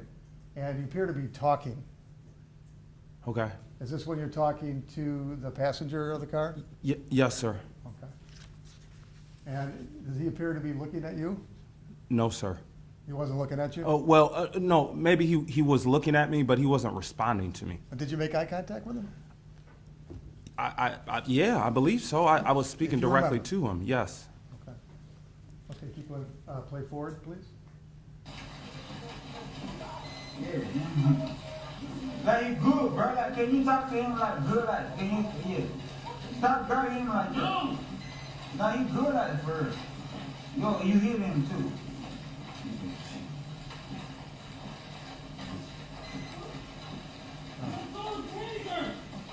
No, he ain't brought no taser. Stop there. Okay, can you describe what you're doing at RFN 7314? To be completely honest, sir, I'm not even sure. I mean, at some point I was speaking to the gentleman here, and I was telling him to get your guy, but I don't know what I was doing specifically Well, at the can you moment. see, you can still see yourself in the house there, can't you? Yes. Okay, so that's your white t-shirt? Yes. Fortunately, you're wearing white, because it makes it easier to see you behind the screen door, right? Yes. And is this the point where you think you might have gone upstairs? We could play a little further, would that help? Yeah, it would Okay, help. let's It play. really would. Okay, stop there. Oh, well, can you go a little further so we don't have a windshield wiper blade? Okay, so do you see yourself anymore? No, I don't. And we are at RFN 7415. So is it fair to say at this point, you are going up the stairs, not watching what's happening? Yes. Okay. That's fair. All right, now if we could go to RFN 8396.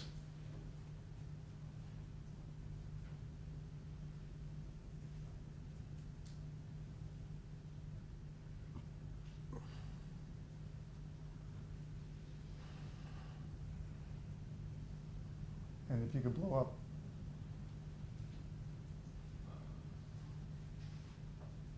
All right, at RFN 8396, do you see yourself opening the door? Yes, sir. Okay, is this consistent with what you recall when you came back down? Yes.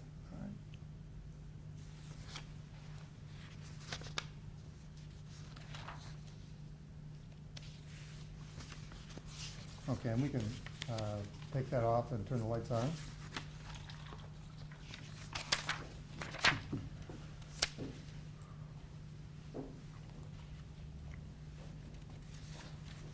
Now, I think you indicated that you talked to Mr. Lyoya, right? Yes, sir. Trying to get him to not resist arrest, is that fair? Yeah, to comply. To comply with what the officer's telling him to do? Correct. Okay. You also talked to the passenger of the car. Yes. I think I heard you say, tell your boy to do something. Yeah. Okay. And you did not see any assistance from the passenger? No, I didn't. Okay. You saw Officer Schurr breathing heavy? Yes. Or heard it? Yes. Okay. And you knew the officer was tired? Yes. Okay. You saw him completely out of breath? Yes. Okay. They were both exhausted. Okay. It was your perception that My perception. both of them were Yes. both exhausted? Yes, sir. Okay. And then, I believe you said that you saw him grab the taser? Yes. And move it yes. aside? Yeah, they were like struggling over the taser, yes. Okay.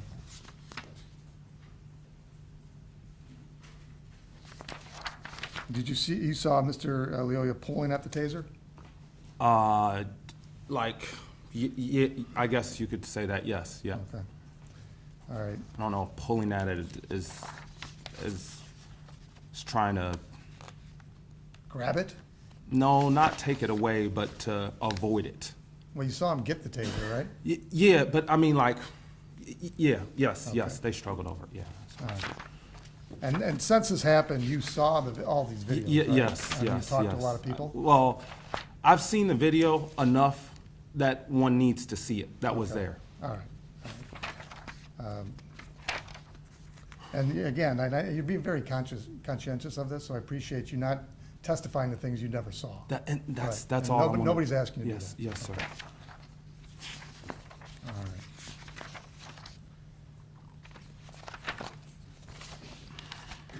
One moment, Your Honor.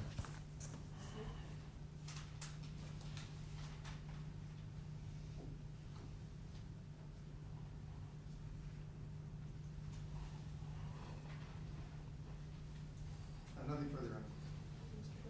Just some follow-up, Your Honor. I'm gonna need our video if you could, please. Exhibit 1. It's gonna be exhibit 2, we're gonna go to exhibit 2. This is another stipulated, kind of same stuff you've seen, but just somewhere. This is our exhibit 2. So you dim the lights, please. Going over a little bit of the same ground, but I wanna make sure I'm clear here. Okay. This is exhibit 2, the in-car video that's been stipulated to our exhibit 2, and we're at about 1:45. We don't have the AR fans, we're about 1:45 into it. Now, from our view here, it doesn't look like you're in your door. Can you see yourself there? No, I don't, not yet, sir.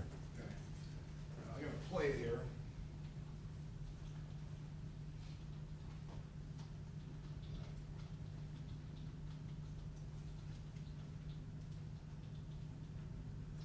Okay, can you see it there? Can you see yourself now? Yes. Once again, you talk, on your direct exam, you're talking about kind of a circle run. Right, because I was upstairs in this room, and that's when I saw the lights, and I saw the stop, and I saw him get out. And then, when I came down, I see him on the other side of the car doing this. So to me, it's running in a circle. You know, if you don't plan on this, you wake up, you come downstairs, and you see this, someone's running in a circle. And that's what I was gonna ask you, how did you see that? Because, this is, maybe backing up a little bit. Go back 10 seconds. So 1:43, you're not in the window. No, I believe I'm right up there now. But yes. I'll just play it again.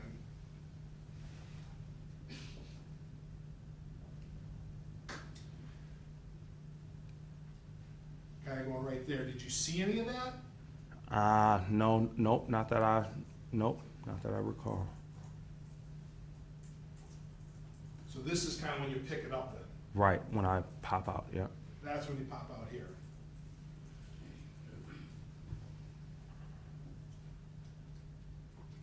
And what made you come outside there? The tussle in the front lawn. So you just want to kind of lend your assistance? Well, it's on your property. When God brings something to you on your front doorstep, it doesn't get any more literal than that if you're a person of faith.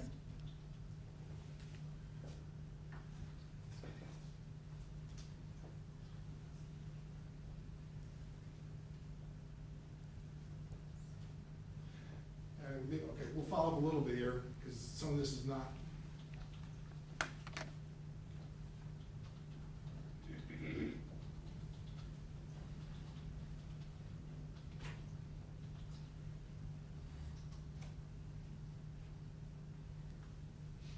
And we testified earlier, this is when you're talking about the wrestling. Yes, sir. So in terms of when they're being in wrestling, who is on the bottom? Patrick was on the bottom at all. The officer's on the top. At all times. At all times. Well, he had control the whole time. Who had? The officer had control the whole time. As I testified before, I'm a sports fan. It's like watching a game where the team has the lead the whole time. It might be close, but one team has the lead the entire game. So I guess who's having the lead the entire game is what you're saying? the officer had the lead.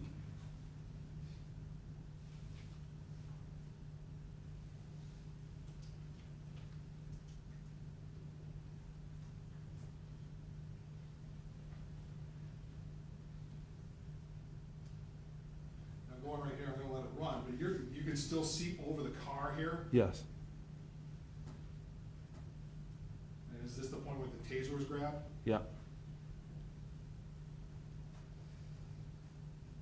Mr. Borgula asked you on direct in terms of, you said, no, not trying to take it away. Can you just, why do you tell the jury, why are you saying that to the jury? So, in my opinion, what it felt like to me is he wasn't trying to get tased. Once and again, whether that's right or not, it wasn't like he was gonna take the taser, the way I felt, he wasn't gonna take the taser and use it. I saw him, like, if this is the taser, he was like holding it down, holding it away from him, type of deal. It wasn't, I don't know, I think it's just the best way to. But you could see that over the car, at that, even over the car? Yes. All right, thank you, I have nothing further, Your Honor. Nothing further. I don't see any hands raised on the jury. May this witness be excused? You may, Your Honor. Any objection? No, Your Honor. Thank you very much. Thank you, Your Honor. Looks like we're fast approaching the noon hour, so I believe now would be a good time to break for lunch. And so that's what we're gonna do. And I think, are we coming back at 1 or 1:30? One's fine with us, Your Honor. It's your corporate note, so. Thank you. Mr. Borgula, any objection to starting back at 1? No, yeah. All right, so we'll get started back at 1. So meanwhile, please leave your notes upside down in your chairs, and remember you're not to discuss the case with each other or with anyone else. And we'll see you back after lunch at 1 o'clock. Rise for the jury, please.